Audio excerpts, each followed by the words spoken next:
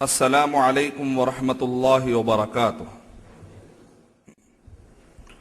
الحمد للہ رب العالمین والصلاة والسلام علی رسولہ الکریم وعلی آلہ واصحابہ اجمعین، اما بعد فاعوذ باللہ من الشیطان الرجیم، بسم اللہ الرحمن الرحیم۔ انا کفیناک المستہزئین، بسم اللہ الرحمن الرحیم۔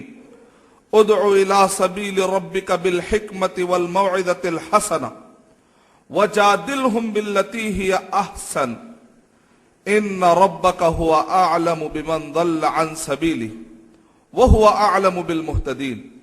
بسم اللہ الرحمن الرحیم۔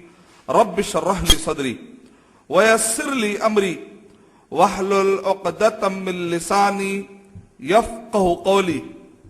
میں سب سے پہلے اللہ سبحانہ و تعالیٰ کا شکر بجا لاتا ہوں، بے پایا درود و سلامتی ہو محمد مصطفیٰ صلی اللہ علیہ وسلم پر، اور میں دعا کرتا ہوں کہ سامعین میں موجود بزرگان ملت، نوجوانان اسلام، ماؤں اور بہنوں میں آپ سب کی خدمت میں دعا کرتا ہوں کہ اللہ سبحانہ و تعالیٰ ہم سب کو دین پر استقامت عطا فرما دے، اور اللہ سبحانہ و تعالیٰ دنیا اور آخرت کی ساری کامیابیاں اور بھلائیاں اللہ سبحانہ و تعالیٰ ہم سب کے لیے لکھ دے، اور وہ نیکوکار جو مرحوم ہو چکے ہیں اللہ سبحانہ و تعالیٰ ان کی مغفرت فرما دے، اور دنیا میں جہاں کہیں پر بھی توحید پر قائم اور دائم اور توحید کے لیے کام کر رہے ہیں، اللہ سبحانہ و تعالیٰ سب کو استقامت عطا فرمائے، سب کو ترقی عطا فرمائے دین اور دنیا میں۔ جس ٹاپک پر میں آپ کے سامنے گفتگو کرنے جا رہا ہوں، عنوان ہے گستاخانہ فلم کا علمی جواب۔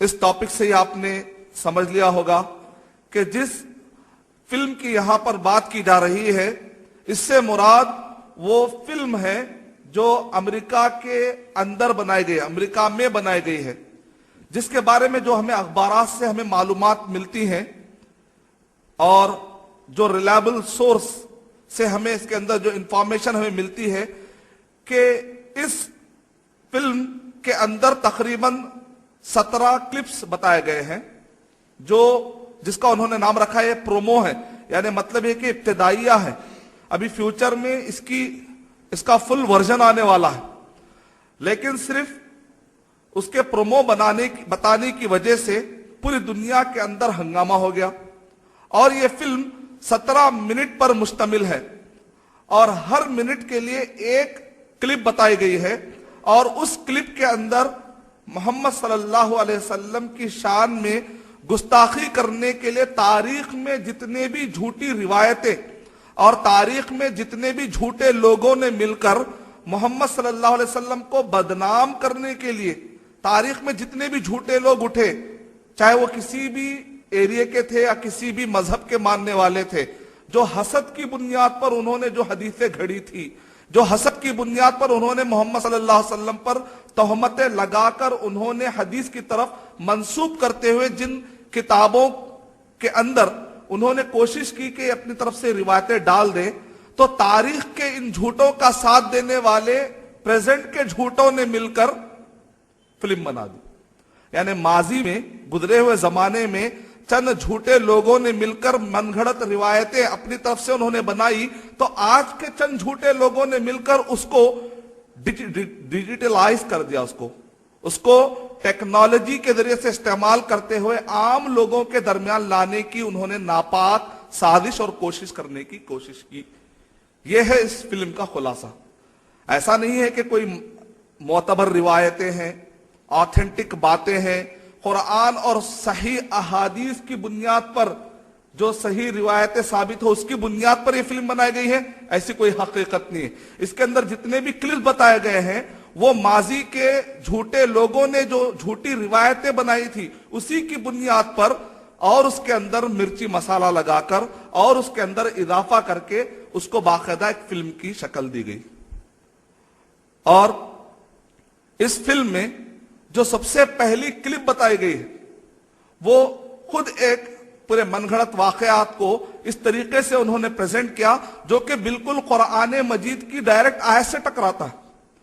اور اس فلم کے اندر جو کنٹینٹ ہے میں اس پر آپ کے سامنے زیادہ گفتگو کرنا پسند نہیں کروں گا.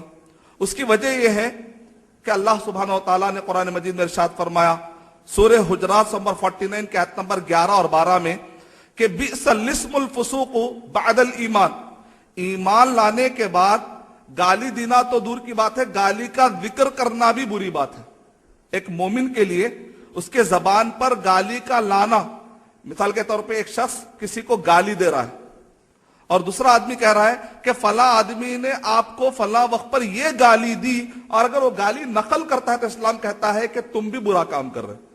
اگرچہ کہ تمہاری نیت گالی دینا نہیں ہے، لیکن تمہاری نیت تو گالی نقل کرنا ہے، اس سے تمہارے اخلاق خراب ہو سکتے ہیں. آج تم گالی نقل کر رہے ہو، کل تم یہی گالی جو تم جس کے ٹرینڈ ہو چکے ہو، جس پر تمہاری تربیت ہو چکی ہے، کل کے دن یہی گالی تمہاری زبان سے غصے کی حالت میں نکل سکتی. تو اسلام یہ کہتا ہے کہ تم گالیوں کو اپنے زبان پہ مت لاؤ کہ فیوچر میں کہیں تمہاری عادت نہ بن جائے. بئس الاسم الفسوق بعد الایمان.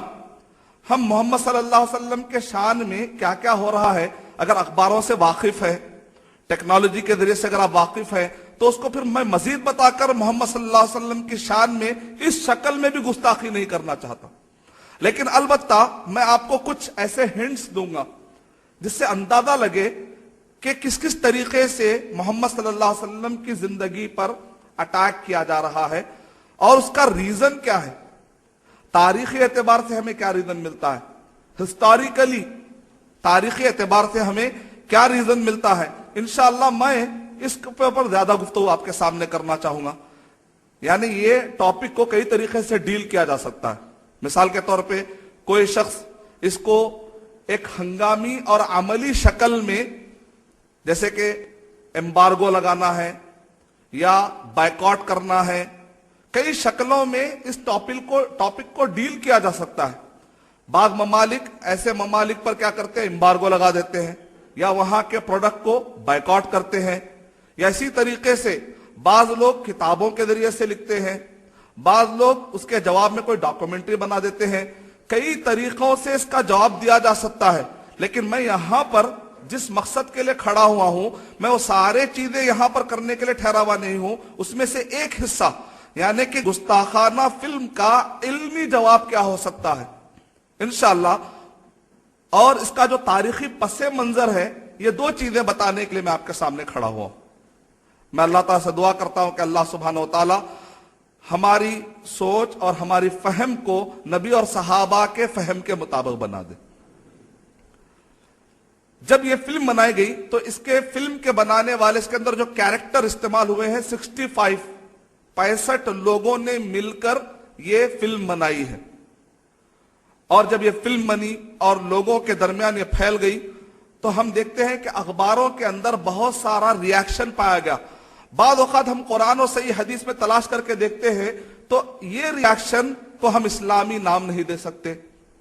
مثال کے طور پہ اگر کسی گورے نے ظلم کیا یا تکلیف پہنچائی تو اس کا مطلب یہ نہیں کہ دوسرے کسی گورے کو قتل کر دیا جائے. یہ اسلامی طریقہ نہیں ہو سکتا. کہیں پر دیکھا گیا کہ کسی نے ٹائر جلائے تو کسی نے بسوں کے آئینے پھوڑ دیے. الحمدللہ ہندوستان میں اب ذرا ذہن دعوتی بن چکا ہے، لیکن کئی عرب ممالک میں اور کئی ممالک میں ہم دیکھتے ہیں کہ اس طریقے سے ریاکشن دیکھنے میں آیا ہے جس کا اسلام سے کوئی تعلق نہیں ہے. ایک نے ظلم کیا تو اس کی قوم کے دوسرے معصوم کو مار دیا گیا اور ہنگامے برپا ہوئے، کئی جلسے اور جلوس نکالے گئے. میں سارے کاموں کو غلط نہیں کہہ رہا ہوں، اس میں سے وہ کام جو اسلام سے ٹکرا رہے ہیں میں وہ کام کو غلط کہہ رہا ہوں. لیکن آپ تعجب کریں گے کہ 65 لوگوں نے 65 لوگوں نے مل کر، جس کے اندر جو ہیرو بنے یا کردار جس کو کہتے ہیں، جنہوں نے اس کے اندر کردار کیا اور اس فلم کو بنانے میں جو 65 لوگ تھے اس میں سے ایک کو بھی انہوں نے نہیں مارا، لیکن مشتعل ہو گئے، جذبے میں آ گئے. اور ابھی تک کی جو رپورٹ ہے اس کے مطابق 17 مسلمانوں کی جانیں چلے گئی. کیا یہ کوئی عقلی اعتبار سے ہم قبول کر سکتے ہیں کہ فلم تو بنائی گئی، سب سے پہلے ہم کو شر انگیزی میں، اشتعال انگیزی میں ہم کو ڈالنے کی کوشش کی گئی، ہم کو بھڑکانے کی کوشش کی گئی، اور وہ لوگ کامیاب ہوتے نظر آ رہے ہیں کہ ہمارے پاس سے جو ریاکشن ہو رہا ہے وہ 65 لوگوں میں سے، وہ 65 لوگوں میں سے ایک آدمی کے بھی قتل کی یا مرنے کی خبر نہیں آتی، لیکن ان کے مارنے کے لیے، قتل کرنے کے لیے جو مسلمان دنیا کے اندر ہنگامے کرتے ہیں، ابھی تک کی نیوز کے مطابق یہ ہے کہ 17 مسلمانوں کی جانیں چلے گئی۔ میں پوچھنا چاہتا ہوں کہ وہ کون سا طریقہ ہے جو مسلمان اپنا رہے ہیں کہ تم جذبے میں آ کر اپنے ہی قوم کے 17 لوگوں کو مرتے دیکھتے ہو اور تمہارے اندر یہ شعور نہیں آتا ہے کیا واقعی اسلامی طریقہ ہوگا کہ الٹا تمہارے لوگ مارے جا رہے ہیں؟ کیا اسی طریقے سے ہم ہنگامی طور پہ فیصلے لے کر کیا مزید اسلام کو اور بدنام کرنے کے لیے کہیں ذریعہ تو نہیں بن رہے ہیں؟ اگر کسی نے فلم بنائی تو اسلامی طریقے کے مطابق یہ ہے کہ جس نے جو جرم کیا اس کو وہ سزا دی جائے۔ نبی اکرم صلی اللہ علیہ وسلم کی جب ہم زندگی پڑھتے ہیں تو کعب بن اشرف، نبی صلی اللہ علیہ وسلم مدینہ طیبہ میں تھے، مدینہ طیبہ کے اندر 3 قبیلے یہودیوں کے، بنو نذیر، بنو قینقاع، بنو قریظہ۔ بنو نذیر میں سے ایک شخص تھا کعب بن اشرف۔ تو نبی اکرم صلی اللہ علیہ وسلم جب مدینہ طیبہ آئے تو اس وقت پر آپ نے دیکھا کہ یہاں پر سوسائٹی کیا ہے؟ ابن حجر رحمت اللہ علیہ کہہ رہے ہیں پلورلسٹک سوسائٹی تھی، اخلاط عربی کا ورڈ ہے، یعنی کہ وہاں پر منافقین ٹائپ کے بھی لوگ تھے جو بعد میں بن گئے، اور وہاں پر اوس و خزرج کے بھی لوگ تھے وہاں پر، اور وہاں پر بنو قینقاع، بنو نذیر اور بنو قریظہ یہودی لوگ بھی تھے۔ یعنی وہ مقام جہاں پر پلورلسٹک سوسائٹی جس کو کہتے ہیں، جہاں پر مختلف لوگ مل کر رہتے ہیں، اگر اس میں سے ایک شخص فتنہ کر کے آپس میں لڑانا چاہتا ہے تو ایسے وقت پر وہاں کے حاکم کو اس بات کی اجازت ہے کہ جو فتنہ کرنے کے لیے آگے بڑھتا ہے اس کو اگر وہ کہتا ہے کہ اس کو قتل کر دو ورنہ اس کی وجہ سے پورے لوگوں کی، معصوموں کی جانیں جائیں گی، تو وقت کا حاکم ایسا ڈیسیشن لے سکتا ہے۔ اگر کسی ایک کے بغاوت کی وجہ سے، کہ کسی کے ایک کے فتنہ اور شرنگیزی کی وجہ سے پورے انسانوں کو تکلیف اگر ہو سکتی ہے تو ایسے وقت پر وقت کا حاکم، دنیا کا ہر قانون اس بات کی اجازت دیتا ہے کہ معاشرے کے اندر سے فتنے کو ختم کرنے کے لیے پیس کیپنگ فورس، امن قائم کرنے کے لیے فورس کا استعمال کرنا۔ دنیا کے اندر ہم دیکھتے ہیں کہ بہت سارے جگہوں پر فورسز استعمال کیے جاتے ہیں تاکہ امن کو قائم کیا جائے۔ تو نبی اکرم صلی اللہ علیہ وسلم نے کعب بن اشرف جو کہ مسلسل نبی صلی اللہ علیہ وسلم کے شان میں گستاخی کر رہا تھا، تو نبی صلی اللہ علیہ وسلم حاکم تھے، عام آدمی اپنے ہاتھ میں قانون کو نہیں لے سکتا، عام آدمی حاکم کی طرح بیہیو نہیں کر سکتا، لیکن نبی صلی اللہ علیہ وسلم چونکہ حاکم تھے تو آپ نے فیصلہ لیا کہ کعب بن اشرف، ملک بھی کعب بن اشرف، کون ہے جو جا کر کعب بن اشرف کو قتل کر دے؟ وقت کے حاکم تھے، وقت کا حاکم ڈیسیشن لے سکتا ہے، اس میں کوئی دہشت گردی کی بات نہیں ہے۔ جو قتل کا مستحق ہے اگر اس کو قتل نہیں کیا جائے گا تو اس کی وجہ سے جو فتنہ برپا ہوگا اس کی وجہ سے دہشت گردی آئے گی۔ لیکن نبی صلی اللہ علیہ وسلم کتنے پرٹیکولر تھے، آپ نے پورے 3 قبیلوں کو قتل کرنے کا حکم نہیں دیا، یعنی جس کا جو جرم ہوتا ہے اس کو سزا ملنی چاہیے۔ اگر آپ حاکم نہیں ہیں، کسی ایریے میں آپ کا انفلوئنس نہیں ہے، تو جو قانونی اعتبار سے جو پروسیجر ہوتا ہے اس پروسیجر کو فالو کرتے ہوئے جو جرم کرنے والا اس کو سزا دلا سکتے ہیں۔ فَاتَّقُوا اللَّهَ مَا اسْتَطَعْتُمْ، اللہ تعالیٰ کیا کہہ رہے ہیں؟ اتنا ڈرو جتنا تمہیں ڈرنے کی تمہارے پاس استطاعت ہو، جتنی تمہارے پاس کیپیسٹی ہو۔ اللہ تعالیٰ اتنا ہی پوچھیں گے، لا یکلف اللہ نفسا الا وسعها، جتنی تمہاری طاقت نہیں ہے اس سے بڑھ کر اللہ سبحانہ و تعالیٰ تم سے پوچھنے والے بھی نہیں۔ اس کا مطلب یہ نکلا کہ اگر کوئی ایک آدمی کوئی جرم کرتا ہے تو اس کی بنیاد پر اس کے قبیلے کے کہیں پر بھی کوئی مل جائے تو اس کو مار دے، اسلامی طریقہ نہیں ہے۔ اگر کہیں پر بھی کوئی مسلمان کرتا ہے اسلام کا اس عمل سے کوئی تعلق نہیں، لیکن اگر ہم یہ کام کرتے رہیں گے تو الٹا ہمارے لوگ مر رہے ہیں، اور اگر یہ کام کریں گے تو دنیاوی اعتبار سے لوگ رحم بھی نہیں کھائیں گے، ہاں بھئی یہ تو جاہلانہ کام ہے۔ اسلامی اعتبار سے بھی اللہ کی کوئی مدد نہیں آتی اگر ہم شریعت کے خلاف جائیں گے۔ اور چوتھی چیز یہ ہے کہ الٹا ابھی اسلام بدنام ہو جائے گا۔ اور آپ کو میں اور ایک پوائنٹ یہاں پر دینا چاہوں گا، اگر آپ تاریخ پڑھ کے دیکھیں گے تو تاریخ میں ہم کو یہ پتا چلتا ہے کہ ہمیشہ سے وہ لوگ جو دشمن ہیں، چاہے وہ کسی بھی مذہب یا مسلک کے رہنے والے ہوں، وہ جو اسلام کے دشمن ہیں، ان کی ہمیشہ سے کوشش یہ رہی کہ ہمیشہ مسلمانوں کو الجھایا جائے. کبھی کتابیں نکالی جاتی ہیں ان کے خلاف، کبھی تانے کسے جاتے ہیں. تاریخ پڑھ کر دیکھ لیجیے آپ کہ ہمیشہ مسلمانوں کو بزی رکھا جائے، کیونکہ ان کو معلوم ہے کہ اگر مسلمانوں کو بزی نہیں رکھا جائے گا تو ان کے پاس ایک بہترین حق ہے، قرآن مجید، صحیح احادیث. اگر مسلمانوں کو جب بھی امن ملتا ہے اور اس کے اندر داعی اگر حرکت میں رہتے ہیں تو تیزی کے ساتھ اسلام پھیلتا ہے. اس وجہ سے ہمیشہ دشمنوں کی کوشش ہوتی ہے کہ مسلمانوں کو چین سے رہنا نہیں دیا جائے، ان کو الجھایا جائے. اس پوائنٹ کو بھی سمجھنے کی ضرورت ہے. مثال کے طور پہ ہم دیکھتے ہیں نبی اکرم صلی اللہ علیہ وسلم جس وقت پر نبی بنا کر بھیجے گئے تھے تو اس وقت پر نبی اکرم صلی اللہ علیہ وسلم کی عمر مبارک 40 سال ہو چکی تھی. 13 سال نبی اکرم صلی اللہ علیہ وسلم مکۃ المکرمہ میں تھے. میں اپنے بیان میں ہسٹری اور تاریخیں بتانے والا ہوں، اس لیے جو تاریخیں میں آپ کو بتاؤں گا اس کو ذرا غور سے یاد رکھیے. آپ کو تھوڑی دیر کے بعد تاریخیں جس کو زیادہ یاد رہیں گی اس کو سمجھنے میں مدد ملے گی. اگر آپ تاریخیں بھول جائیں گے، 4-5 تاریخیں، زیادہ نہیں دوں گا، 4-5 تاریخیں دوں گا انشاءاللہ، تاکہ آپ کو یاد رکھنے میں آسانی رہے اور تاریخ سمجھنے میں مدد مل جائے. انشاءاللہ فیوچر میں آپ کئی ٹاپکس کو ڈیل کرنے میں آپ کو آسانی ہو جائے گی اگر آپ یہ تاریخیں یاد رکھ لیں گے انشاءاللہ. اس سے پہلے میں آپ کو یہ نقطہ بتا رہا ہوں کہ نبی اکرم صلی اللہ علیہ وسلم مکۃ المکرمہ میں 13 سال اور مدینہ طیبہ میں نبی اکرم صلی اللہ علیہ وسلم 10 سال. یہ 13 سال میں کفار قریش نے نبی صلی اللہ علیہ وسلم کو ستانے کی کوشش کی، صحابہ کرام کو ستانے کی کوشش کی، یعنی کسی بھی طریقے سے نبی صلی اللہ علیہ وسلم اور صحابہ کرام کو چین لینے نہیں دیا. آپ دیکھتے ہیں کہ جب نبی اکرم صلی اللہ علیہ وسلم جنگ بدر کرنے جا رہے تھے تو تعداد کتنی تھی؟ 313. جو خواتین گھر میں رہ گئے تھے ان کو آپ چھوڑ دیجئے، لیکن جو جنگ میں شریک ہو رہے تھے 313 تھا. اس سے آپ اندازہ لگا سکتے ہیں کہ تعداد تھوڑی تھی. میں یہ نہیں کہہ رہا کہ مکمل تعداد اتنی تھی، لیکن آپ اس سے اندازہ لگا سکتے ہیں کہ تعداد تھوڑی تھی. لیکن نبی اکرم صلی اللہ علیہ وسلم جب جنگ احد میں جا رہے ہیں تو آپ کی تعداد میں اضافہ ہو رہا ہے 1000.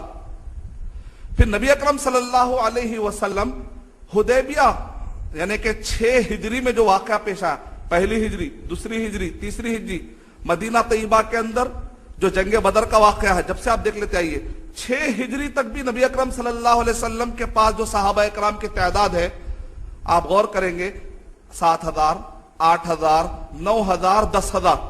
اس سے آپ اندازہ لگا سکتے ہیں کہ جب بھی نبی صلی اللہ علیہ وسلم اور صحابہ کرام کو کفار قریش نے بزی رکھا تو وہاں پر تعداد کو پھیلنے میں ذرا مشکل ہوئی، اسلام کو پھیلنے میں ذرا مشکلات ہوئی، کیونکہ لوگوں کو سمجھنے کا موقع ہی نہیں ملتا. جنگوں کا ماحول اگر ہے تو ظاہر بات ہے سامنے والا اسلام کے بارے میں سننے کے بجائے غلط فہمیوں کا شکار ہو سکتا ہے. لیکن 6 ہجری میں جیسے نبی اکرم صلی اللہ علیہ وسلم اور کفار قریش کے درمیان معاہدہ ہوا، صرف 2 سال کے اندر تعداد کیا ہوئی؟ حجۃ الوداع کے موقع پہ نبی اکرم صلی اللہ علیہ وسلم 10 ہجری میں جب کوہ صفا سے آپ اعلان کر رہے تھے 1,40,000، صرف 4 سال کے اندر 4 سال کے اندر 1,40,000 وہ صحابہ کرام جن کا ریکارڈ حج کے موقع پر تھا. آپ اسے اندازہ لگائیے کہ 1,30,000 کا اضافہ کیسے ہو گیا صرف 4 سال. دشمنان اسلام کو معلوم ہے کہ مسلمانوں کو اگر خاموش رکھا جائے گا، ان کو اگر بھڑکایا نہیں جائے گا، ان کو اگر بدی نہیں رکھا جائے گا تو پھر یہ تیزی کے ساتھ اسلام پھیلائیں گے. اور اسلام اتنا سیدھا سادہ مذہب ہے، بڑی آسانی کے ساتھ کئی معصوم لوگ، کئی انوسنٹ لوگ قبول کر لیں گے. لہذا ہمیشہ سے تاریخ میں کوشش کی گئی کہ کہیں نہ کہیں سے مسلمانوں کو بزی رکھا جائے. چلیے آئیے ذرا اور آگے بڑھتے ہیں. تاریخیں اب یاد رکھیں، میں آپ کو چند تاریخیں بولنے والا ہوں. 661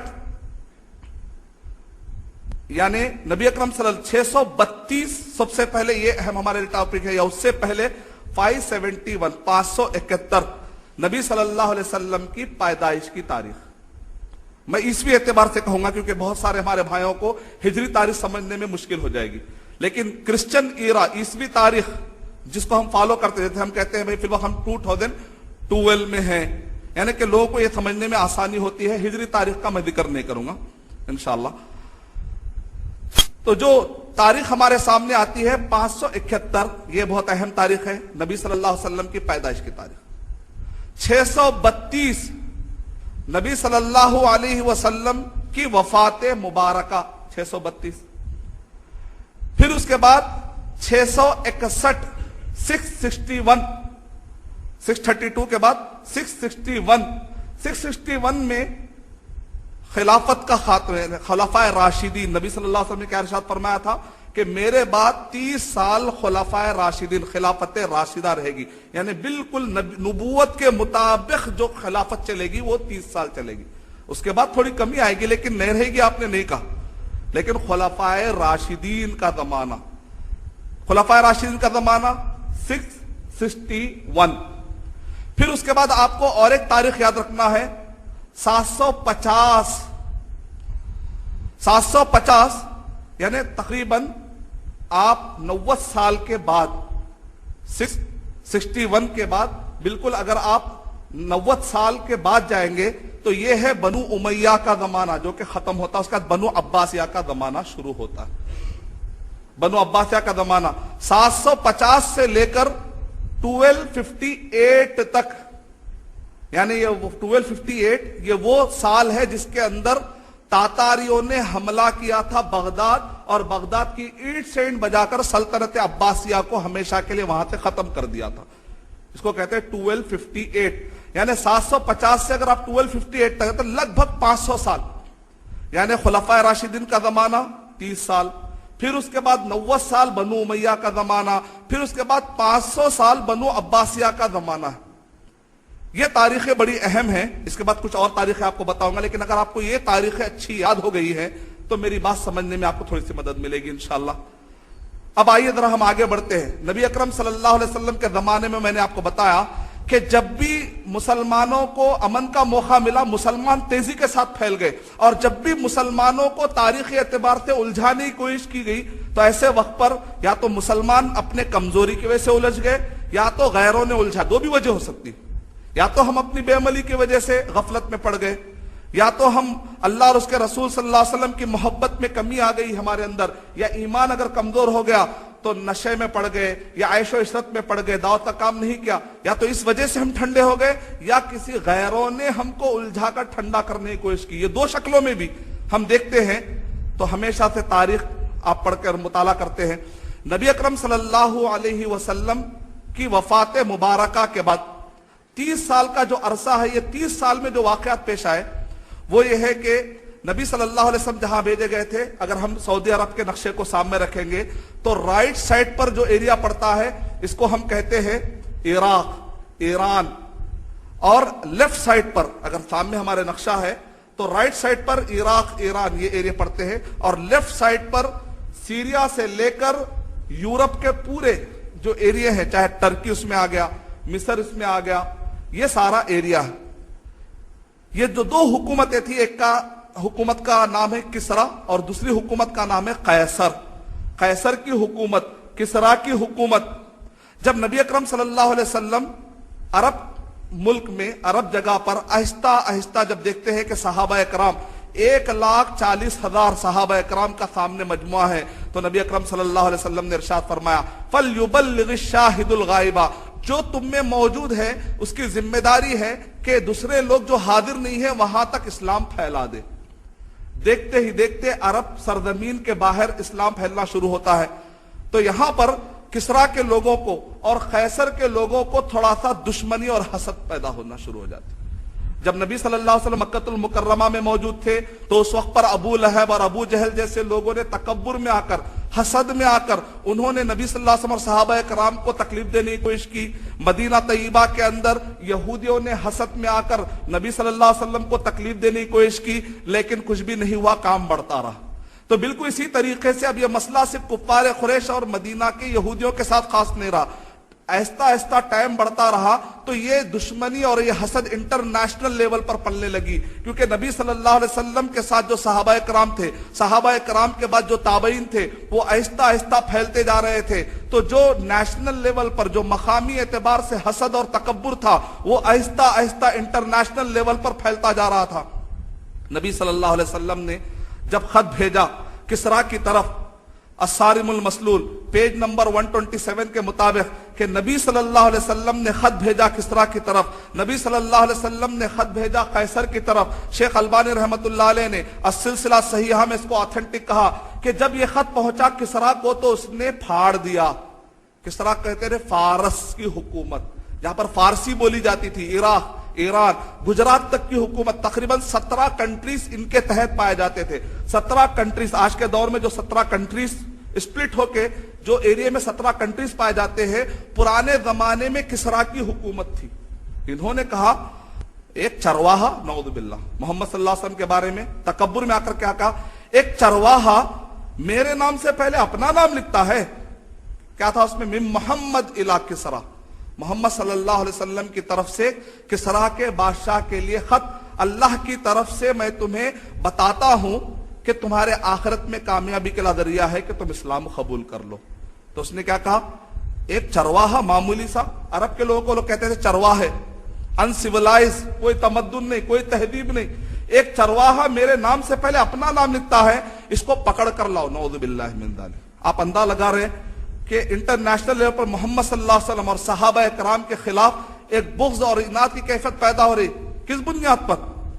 حالانکہ نبی صلی اللہ علیہ وسلم نے ان کے اچھائی کا کام کیا۔ ایسا نہیں کہ یہ نہیں کہا کہ ہم قریب تمہاری حکومتوں کو ہم لینے آ رہے ہیں، یہ نہیں کہا نبی اکرم صلی اللہ علیہ وسلم نے، بلکہ نبی اکرم صلی اللہ علیہ وسلم نے یہ کہا کہ تم لا الہ الا اللہ کہہ لو، عرب و عجم کے مالک تم رہو، مجھے کوئی اس سے لینا دینا نہیں ہے، لیکن تم جہنم کی آگ سے بچ جاؤ، یہ میرا اصل تم سے لینا دینا۔ نبی صلی اللہ علیہ وسلم نے اسے کوئی غلط بات نہیں کی، لیکن اس کے باوجود بھی نبی صلی اللہ علیہ وسلم کے خط کو پھاڑ دیا گیا۔ انٹرنیشنل لیول پر کسی بھی قاصد کو مارنا یا کسی بھی خط کو پھاڑ دینا، یہ ذلت کرنے میں اور ذلیل کرنے میں آتا ہے۔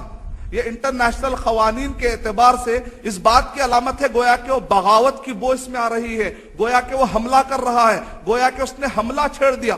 شروعات کبھی بھی محمد صلی اللہ علیہ وسلم صحابہ کرام نے نہیں کی، شروعات سامنے والے لوگوں نے کی۔ تاریخ کو ذرا غور سے پڑھنے کی ضرورت ہے۔ ایک صاحب نے مجھ سے آ کر کہا کہ ارشد بھائی، جنگ بدر کے واقعات پڑھتے تو ایسا لگتا ہے کہ صحابہ کرام نے قافلوں کو چھیڑا، نتیجے میں جنگ بدر ہوئی، اس کا مطلب شروع کون کیا ارشد بھائی؟ نبی اور صحابہ کرام نے شروع کیا نا، تو اس لیے جنگ بدر کی شروعات تو نبی اور صحابہ نے کی۔ میں نے کہا ایسے ہی ہوتا، فلم کو اگر درمیان میں سے دیکھے تو ہیرو ولن دکھتا، ولن ہیرو دکھتا۔ دوسرے صاحب بولے اس کا مطلب ارشد بھائی بول رہے فلم پورا دیکھنا، آدھی ساری نہ دیکھنا۔ مطلب وہ مطلب نہیں ہے میرا، کہ یہ مطلب میں آج فتویٰ نکل گیا فلم پوری دیکھنا بولے ارشد بھائی، وہ مطلب نہیں ہے کہ اگر کوئی آدمی کوئی بھی فلم یا کوئی بھی ناول یا کوئی بھی واقعہ آدھا سارا سنتا ہے تو ہیرو ولن دکھتا اور ولن ہیرو دکھتا۔ جس وقت پر ہیرو برداشت کر کے اب اس کو مارنے جا رہا ہے تو لوگ بولتے ہیں ارے بیچارہ مار رہا ہے، اس سے پہلے وہ کتنا مارا اس کی تاریخ کون پڑھے گا؟ نبی صلی اللہ علیہ وسلم کو 13 سال ستانے کے بعد، پھر اس کے بعد وہ جو قافلے مدینے کے پاس سے گزر رہے تھے، ان قافلوں کا مقصد یہ تھا کہ تجارت میں اگر اچھا مال جمع ہوگا تو اس مال کو جمع کر کے، ویپن جمع کر کے مدینے کی حکومت کو ختم کریں گے۔ یہ نبی صلی اللہ علیہ وسلم کو حاکم ہونے کے ناطے خبر مل چکی تھی، تو آپ نے پریکاشنری میجر لیا۔ اس میں کوئی بری بات کیا؟ پری ایمپٹیو اٹیک دنیا میں اپنے دفاع کے لیے کام کر سکتا ہے، دنیا کا کوئی قانون اس کو دہشت گردی ثابت نہیں کر سکتا۔ تو بالکل اسی طریقے سے نبی صلی اللہ علیہ وسلم کے خط کو پھاڑ دینا اس بات کی علامت ہے کہ اے محمد صلی اللہ علیہ وسلم، ہم آپ کے خلاف اعلان جنگ کرتے ہیں۔ بلکہ نہ صرف یہ کیا، بلکہ اس نے بازان کو بھیجایا۔ بازان کون تھا؟ یمن کا ایک سربراہ، وائسرائے، یعنی وہاں کا امبیسڈر، اور وہ آیا، آ کر کہا محمد چلو کسرا بلا رہے ہیں۔ نبی صلی اللہ علیہ وسلم نے کہا کل بات کرتے ہیں۔ آپ نے پہلے اس کو ٹھنڈا کیا، نبی صلی اللہ علیہ وسلم بھڑکے نہیں۔ اور اس کے بعد جب دوسرے دن وہ شخص آیا تو کہا محمد صلی اللہ علیہ وسلم نے، میرے رب نے مجھے وحی کی کہ اللہ نے تیرے رب کو رات کا رات قتل کروا دیا۔ بازان جب جا کر جب تحقیق کی تو اس نے کہا ارے واقعی محمد صلی اللہ علیہ وسلم کو کیسے پتا چلا؟ وہ عرب میں تھے، اور ویسے ہی ہوا کہ کسرا کو اس کے بیٹے نے قتل کر دیا، پھر اس کے بعد کوئی صحیح حکومت کبھی بھی وہاں پر قائم نہیں ہو سکی۔ فوراً بازان آتا ہے اور کہتا ہے لا الہ الا اللہ محمد رسول اللہ۔ جو قتل کرنے کے لیے، جو پکڑنے کے لیے آیا تھا، اس نے کہا تو محمد صلی اللہ علیہ وسلم ہے کہ جنہوں نے مکے میں رہ کر جہاں پر کوئی کمیونیکیشن کا کوئی سامان موجود نہیں تھا وہ یہاں سے پیشن گوئی کرتے اور وہ پیشن گوئی 100% وہاں پر ثابت ہو رہی ہے. اس کا مطلب میں گواہی دیتا ہوں کہ یہ کوئی عام انسان نہیں ہے, ایکسٹرا آرڈنری ہے, اللہ تعالیٰ کی طرف سے بھیجے گئے رسول ہے. انہوں نے وحی کی بنیاد پر کہا, وحی کبھی جھوٹی نہیں ہوتی. تو کسرا کی حکومت, اب آپ یہاں دیکھیں کسرا کی جو حکومت ہے, یہاں پر آج کے دور میں ایران, عراق پائے جاتے ہیں. تو وہاں پر شروعات تو ہوئی, لیکن اس کی مکمل طور پر وہاں سے جو جنگیں ہو رہی تھی, انہوں نے جو جنگوں کا سلسلہ شروع کیا تھا نبی صلی اللہ علیہ وسلم کے زمانے سے چلتے چلتے چلتے ابو بکر رضی اللہ تعالیٰ, عمر رضی اللہ تعالیٰ, عثمان رضی اللہ تعالیٰ, یہاں تک کہ 661 میں کسرا ایران یہاں تک کہ گجرات کا جو ایریا ہے یعنی کہ ہندوستان میں انٹری کے قریب تک ہو گئے تھے مسلمان. پاکستان کے ایریا میں انفلوئنس آ چکا تھا. کب؟ ابھی 661 میں, نبی صلی اللہ علیہ وسلم کے گزرنے کے بھی 30 سال پہلے, 30 سال کے بعد کی بات کر رہا ہوں میں. یعنی ابو بکر رضی اللہ تعالیٰ, عثمان رضی اللہ تعالیٰ, عمر رضی اللہ تعالیٰ. تو ایران فتح کرنے کے پیچھے اصل شخصیتیں کون ہیں؟ محمد صلی اللہ علیہ وسلم کے بعد اللہ کے حکم سے ابو بکر رضی اللہ تعالیٰ اور عمر رضی اللہ تعالیٰ اور علی رضی اللہ تعالیٰ. میں یہاں پر ہمارے وہ شیعہ بھائی جو ہمیشہ ابو بکر رضی اللہ تعالیٰ اور عمر رضی اللہ تعالیٰ کو گالی دیتے ہیں, میں ذرا ان کو ایک سبق یاد دلانا چاہتا ہوں کہ جس ملک میں آپ رہ رہے ہو ایران, اس کو فتح کرنے والے ابو بکر رضی اللہ تعالیٰ اور عمر رضی اللہ تعالیٰ, جن کے احسانات کی وجہ سے آج تم کو یہ ملک ملا ہے, تم وہی ابو بکر رضی اللہ تعالیٰ اور وہی عمر رضی اللہ تعالیٰ سے تم تبرہ کرتے ہو. اس پر تم کو وہ لوگ جو کہ ابو بکر رضی اللہ تعالیٰ اور عمر رضی اللہ تعالیٰ کی شان میں گستاخی کرتے ہیں, ان کو اس سے سبق لینا چاہیے. کسرا کی حکومت, جب ابو بکر رضی اللہ تعالیٰ کے زمانے میں الحمدللہ یہ ایریا فتح ہوا اور پورے کا پورا اسلام تیزی سے پھیل گیا. پھر اس کے بعد ہم دیکھتے ہیں کہ خیسر کی طرف جو کنٹریز پائے جاتے ہیں, سیریا, لبنان, 37 کنٹریز پورے کے پورے پائے جاتے تھے خیسر حکومت کے نگرانی میں. ترکی, سویڈن, فرانس, جرمن, اٹلی, یہ جو سارے ایریا ہے, ابھی جو مصر پایا جاتا ہے, ٹونیشیا پایا جاتا ہے, مراکش پایا جاتا ہے, اور یہاں تک کہ اس زمانے میں جو یو کے, یہ جو سارے ایریا ہیں ان سب کے اوپر خیسر کی حکومت تھی. ایک طرف کسرا, ایک طرف خیسر. خیسر کی یہ حکومت بعد میں تقسیم ہو کر 37 کنٹریز میں بٹی, اور کسرا کی حکومت بعد میں تقسیم ہو کر 17 کنٹریز میں بٹی. لیکن نبی صلی اللہ علیہ وسلم, اللہ اور اس کے رسول صلی اللہ علیہ وسلم کا جب بھی مسلمانوں نے صحیح ساتھ دیا, اللہ اور اس کے رسول صلی اللہ علیہ وسلم کے بتلائے مطابق جب بھی مسلمان تاریخ میں چلتے رہے, اللہ تعالیٰ نے ان کو عزت دی. کسرا کی حکومت ان کا کچھ بھی نہیں بگاڑ سکی, نہ خیسر کی حکومت ان کا کچھ بگاڑ سکی. صرف 90 سال کے اندر عمر بن عبدالعزیز رحمت اللہ علیہ کا زمانہ ملتا ہے. نبی صلی اللہ علیہ وسلم کی وفات کے 90 سال کے بعد 720 ہجری میں, 720 عیسوی میں عمر بن عبدالعزیز رحمت اللہ علیہ کا زمانہ, یعنی نبی صلی اللہ علیہ وسلم کی وفات کے صرف 90 سال کے بعد. اور عمر بن عبدالعزیز رحمت اللہ علیہ وہ خلیفہ ہیں کہ جو ایشیا, افریقہ اور یورپ کا ایک بہت بڑا حصہ, اس پر ایک اکیلا آدمی یہ پورے کنٹریز کو سنبھالتا تھا. تقریباً آج کے دور میں جو ایریا پایا جاتا ہے 50 ملکوں سے زیادہ, ایک آدمی اس زمانے, نہ کوئی راڈار سسٹم ہے, نہ اس زمانے میں آج کے دور کا کوئی کمیونیکیشن ہے, لیکن اللہ اور اس کے رسول صلی اللہ علیہ وسلم کے مطابق چلنے والے وہ صحابہ اور تابعین نے اللہ تعالیٰ نے ان کو طاقت دی. اور ویکیپیڈیا میں لکھا ہوا ہے کہ تاریخ کی یہ واحد حکومت ہے جس کے اندر ایک بھی معصوم کو مارنے کا واقعہ نہیں ملتا, یعنی دہشت گردی کا ایک بھی واقعہ نہیں ملتا. صرف 90 سال کے اندر اللہ سبحانہ و تعالیٰ ترقی دی. یعنی مطلب یہ ہے کہ تاریخ میں جب بھی اللہ اور اس کے رسول صلی اللہ علیہ وسلم کے بتلائے طریقے کے مطابق, کتاب و سنت کے مطابق ہمارے عقیدے صحیح رہیں گے, ہمارے عبادات اگر صحیح رہیں گے, ہمارے معاملات اگر صحیح رہیں گے, اللہ عزت ضرور دے گا. لیکن تاریخ پڑھ کر دیکھ لیجئے, ان الذین یحادون اللہ ورسولہ, کہ بے شک وہ لوگ جو اللہ اور اس کے رسول صلی اللہ علیہ وسلم کے مقابلے میں ٹھہرتے ہیں تو اللہ تعالیٰ کہہ رہے ہیں ان کو ہم ذلیل و خوار کر دیں گے. اب ذرا اور آگے بڑھتا ہے زمانہ, یعنی انٹرنیشنل لیول پر ایک طرف عراق جو کہ خیسر و کسرا کا اس کو کہتے ہیں کہ جنگ کا میدان, کسرا کے لیے جنگ کا میدان کیا تھا؟ عراق تھا. اور روم کے لیے جنگ کا میدان کیا تھا؟ سیریا تھا. جب بھی لڑائی ہوتی تھی کسرا کی اور قیصر کی آپس میں تو یہ لوگ اپنی فوج کو لا کے عراق میں ٹھہراتے تھے, یہ لوگ اپنی فوج کو لا کر سیریا میں ٹھہراتے تھے. صحابہ کرام نے یہ دونوں فوج کے اڈوں کو اٹھا کے پھینک دیا. عراق فتح ہوا, ایران فتح ہوا, ادھر سیریا کو فتح کیا خالد بن ولید رضی اللہ تعالیٰ عنہ نے. یہ سب خلفاء راشدین کے زمانے میں ہو گیا. اور عمر بن عاص رضی اللہ تعالیٰ عنہ سیریا سے وہ آگے بڑھے اور جا کر انہوں نے مصر کو فتح کر لیا. کا مطلب یہ نکلا کہ جیسے سیریا اور مصر فتح ہوا تو قیصر کے جو لوگ تھے ان کے بیک اپ پہ کون تھے؟ عیسائی لوگ تھے. عیسائی لوگ, ان کو کہتے ہیں کرسچن, جن کو ہم کہتے ہیں رومی عیسائی لوگ تھے. ان کے اندر ایک حسد پھیلنا شروع ہوا کہ چھیڑا ہم نے ہارے بھی ہم, چھیڑا ہم نے اور ہارے بھی ہم. تو نتیجے میں ان کے اندر حسد آیا کہ بھئی چرواہے, انسیولائز, معمولی قسم کے لوگ, تلواریں بھی برابر نے, پہننے کا سلیقہ نہیں, آ کے کیسے ہرا دے رہے. حسد پیدا ہونا شروع ہوا. جو حسد پہلے مکہ مدینہ میں قبیلوں کے درمیان تھا, اب انٹرنیشنل لیول پر قیصر و کسرا کی حکومتیں دونوں انوالو ہوتی ہیں. لیکن کسرا کی حکومت تو کبھی کی دم توڑ چکی تھی, لیکن قیصر کی حکومت مضبوط تھی. ابن تیمیہ رحمۃ اللہ علیہ کہتے ہیں, ابن تیمیہ رحمۃ اللہ علیہ تقریباً 650 سال کے بعد ابن تیمیہ رحمۃ اللہ علیہ کا زمانہ 1263 میں ابن تیمیہ رحمۃ اللہ علیہ کا زمانہ.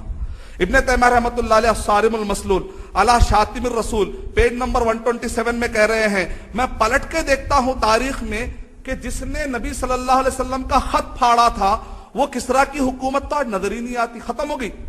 جو دنیا کی سپریم پاور طاقتیں تھی کیسے ختم ہو رہی. دیکھیں جو اللہ اور اس کے رسول کے مقابلے میں آ رہے, اللہ تعالیٰ سپریم پاور طاقتوں کو ہمیشہ سے ختم کرتا رہا. کسرا کی حکومت تو نظر نہیں آتی, لیکن میں دیکھتا ہوں کہ قیصر کی حکومت آج بھی موجود ہے. ابن تیمیہ رحمۃ اللہ علیہ کے زمانے میں ابھی ٹرکی فتح نہیں ہوا تھا, ٹرکی ابھی کرسچنوں کے ہاتھ میں تھا. آج تو ٹرکی پھر بھی الحمدللہ مسلمانوں کے ہاتھ میں ہے, لیکن اس زمانے میں بھی ٹرکی فتح نہیں ہوا تھا. سیریا, مصر, یہ سب مسلمان کے ہاتھوں میں تھا. ابن تیمیہ رحمۃ اللہ علیہ کے انتقال کے 100 سال کے بعد ٹرکی فتح ہوا. تو ابن تیمیہ رحمۃ اللہ علیہ کہہ رہے ہیں یہ جو ٹرکی پر قابض کون تھے؟ قیصر کے لوگ تھے. قیصر کے لوگ تھے, یعنی رومی عیسائی لوگ تھے جو ٹرکی پر قابض تھے. ٹرکی پر یہ لوگ حکومت کرتے تھے. ٹرکی سے لے کر اٹلی تک کا ایریا پورا رومیوں کا تھا, قیصر کا تھا. ابن تیمیہ رحمۃ اللہ علیہ کہہ رہے ہیں میں پلٹ کر دیکھتا ہوں تو قیصر کی حکومت آج بھی باقی ہے, کسرا کی حکومت کبھی کی ختم ہو گئی. میں نے قرآن اور حدیث میں انالائز کرنے کی کوشش کی کہ اللہ نے اس کو کیوں ختم کر دیا, اللہ نے اس کو کیوں باقی رکھا, جبکہ دونوں طاقتیں تو نبی صلی اللہ علیہ وسلم کے زمانے سے چلتے آ رہی ہیں. تو میرے سامنے صرف ایک ہی ریزن آتا ہے کہ اس نے محمد صلی اللہ علیہ وسلم کے خط کو پھاڑ دیا تھا, تو نتیجے میں اللہ نے اس کی حکومت تبھی ختم کر دی. اور قیصر نے, روم نے کیا کیا؟ قیصر روم مصر کے اندر مقوقس تھا نبی صلی اللہ علیہ وسلم کے زمانے میں, اور قیصر پوری سلطنت کا بادشاہ تھا.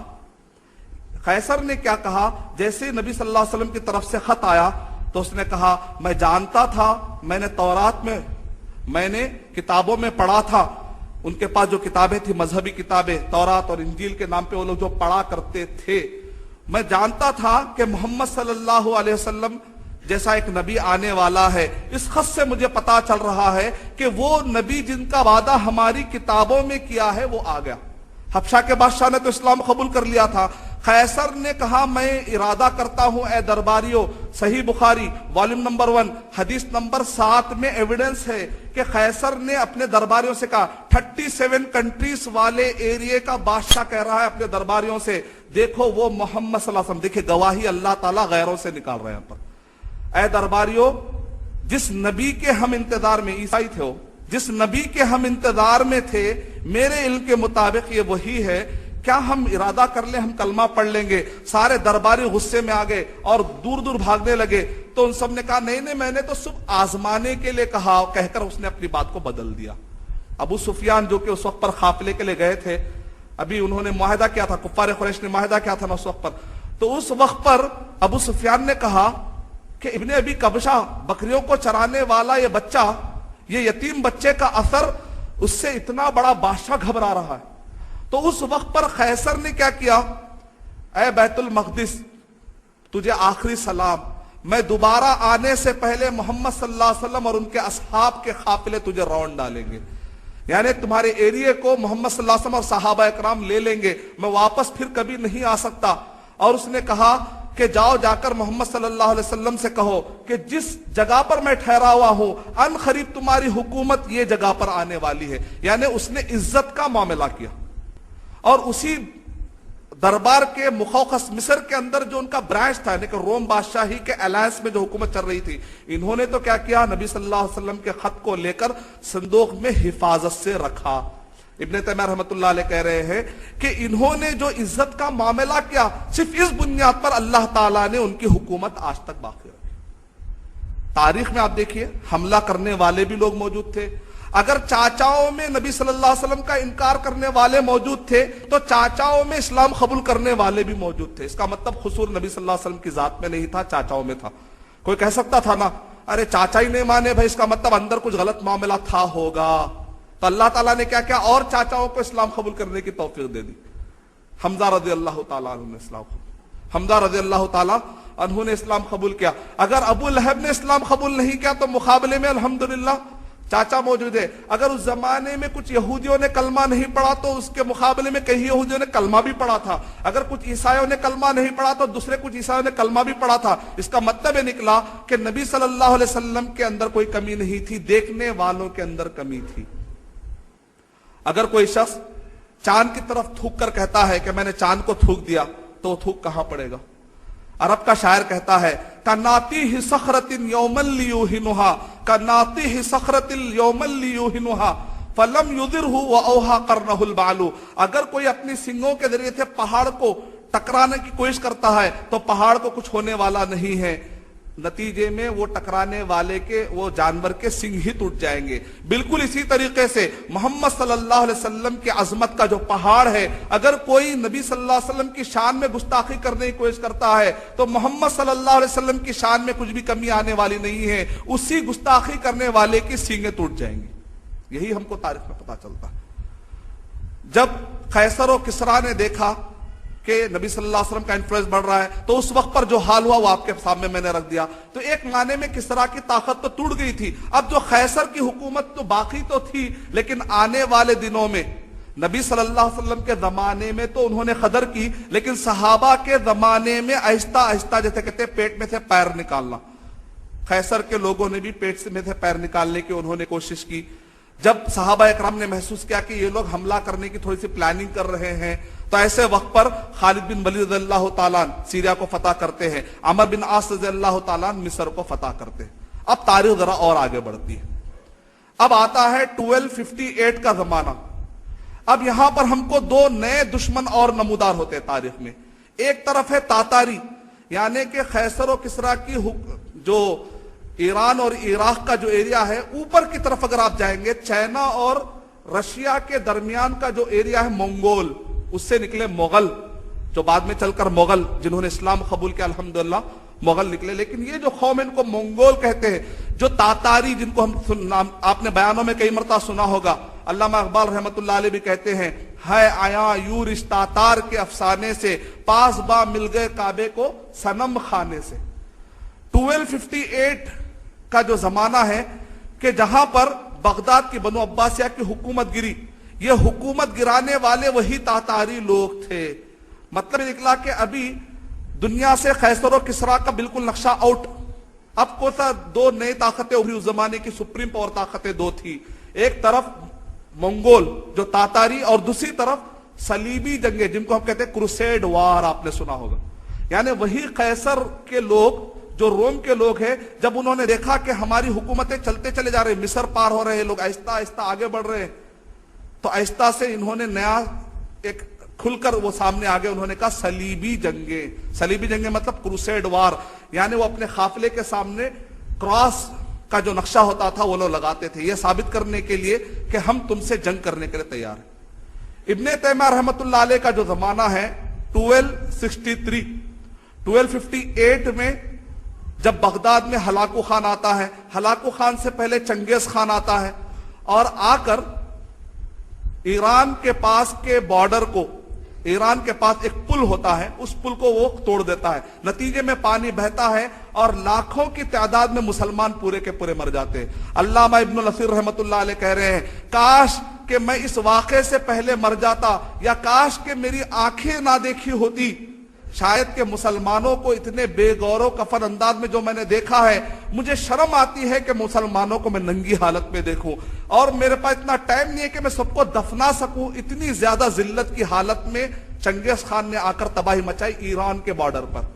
پھر اس کے کچھ دنوں کے بعد چنگیز خان کا پوترا آیا، ہلاکو خان، پوترا ہلاکو خان آیا 656 ہجری کے اعتبار سے، 1258 عیسوی کے اعتبار سے ہلاکو خان بغداد میں انٹری لیتا ہے۔ ایران سے ایک قدم اور آگے بڑھتا ہے، بغداد میں انٹری لیتا ہے، اور بغداد میں انٹری لے کر وہ مسلمانوں کی اینٹ سینٹ بجا دیتا ہے اور خون بہاتے، یہاں تک کہ ابن کثیر رحمت اللہ علیہ البدایہ والنہایہ میں لکھتے ہیں کہ مسلمانوں کا خون اتنا بہ رہا تھا کہ سڑکوں پر جب یہ لوگ گھوڑے لے کر بغداد کی سڑکوں پر یہ لوگ جا رہے تھے تو تھپ تھپ کی آوازیں آ رہی تھی، کیونکہ مسلمانوں کا خون اتنے بڑی مقدار میں بہا کہ گھوڑوں کے چلنے کے لیے مشکلات ہو رہی تھی، اور مسلمانوں کو اتنا مارا گیا کہ ان کے کھوپڑیوں کو جمع کر کر کے رات میں مغرب کے ٹائم پر کہتے تھے کہ میں نے زیادہ مسلمانوں کو مارا، میرا مینارہ سب سے بڑا ہے۔ ابن کثیر رحمت اللہ علیہ کہتے ہیں پولوشن یعنی ماحول اتنا خراب ہو چکا تھا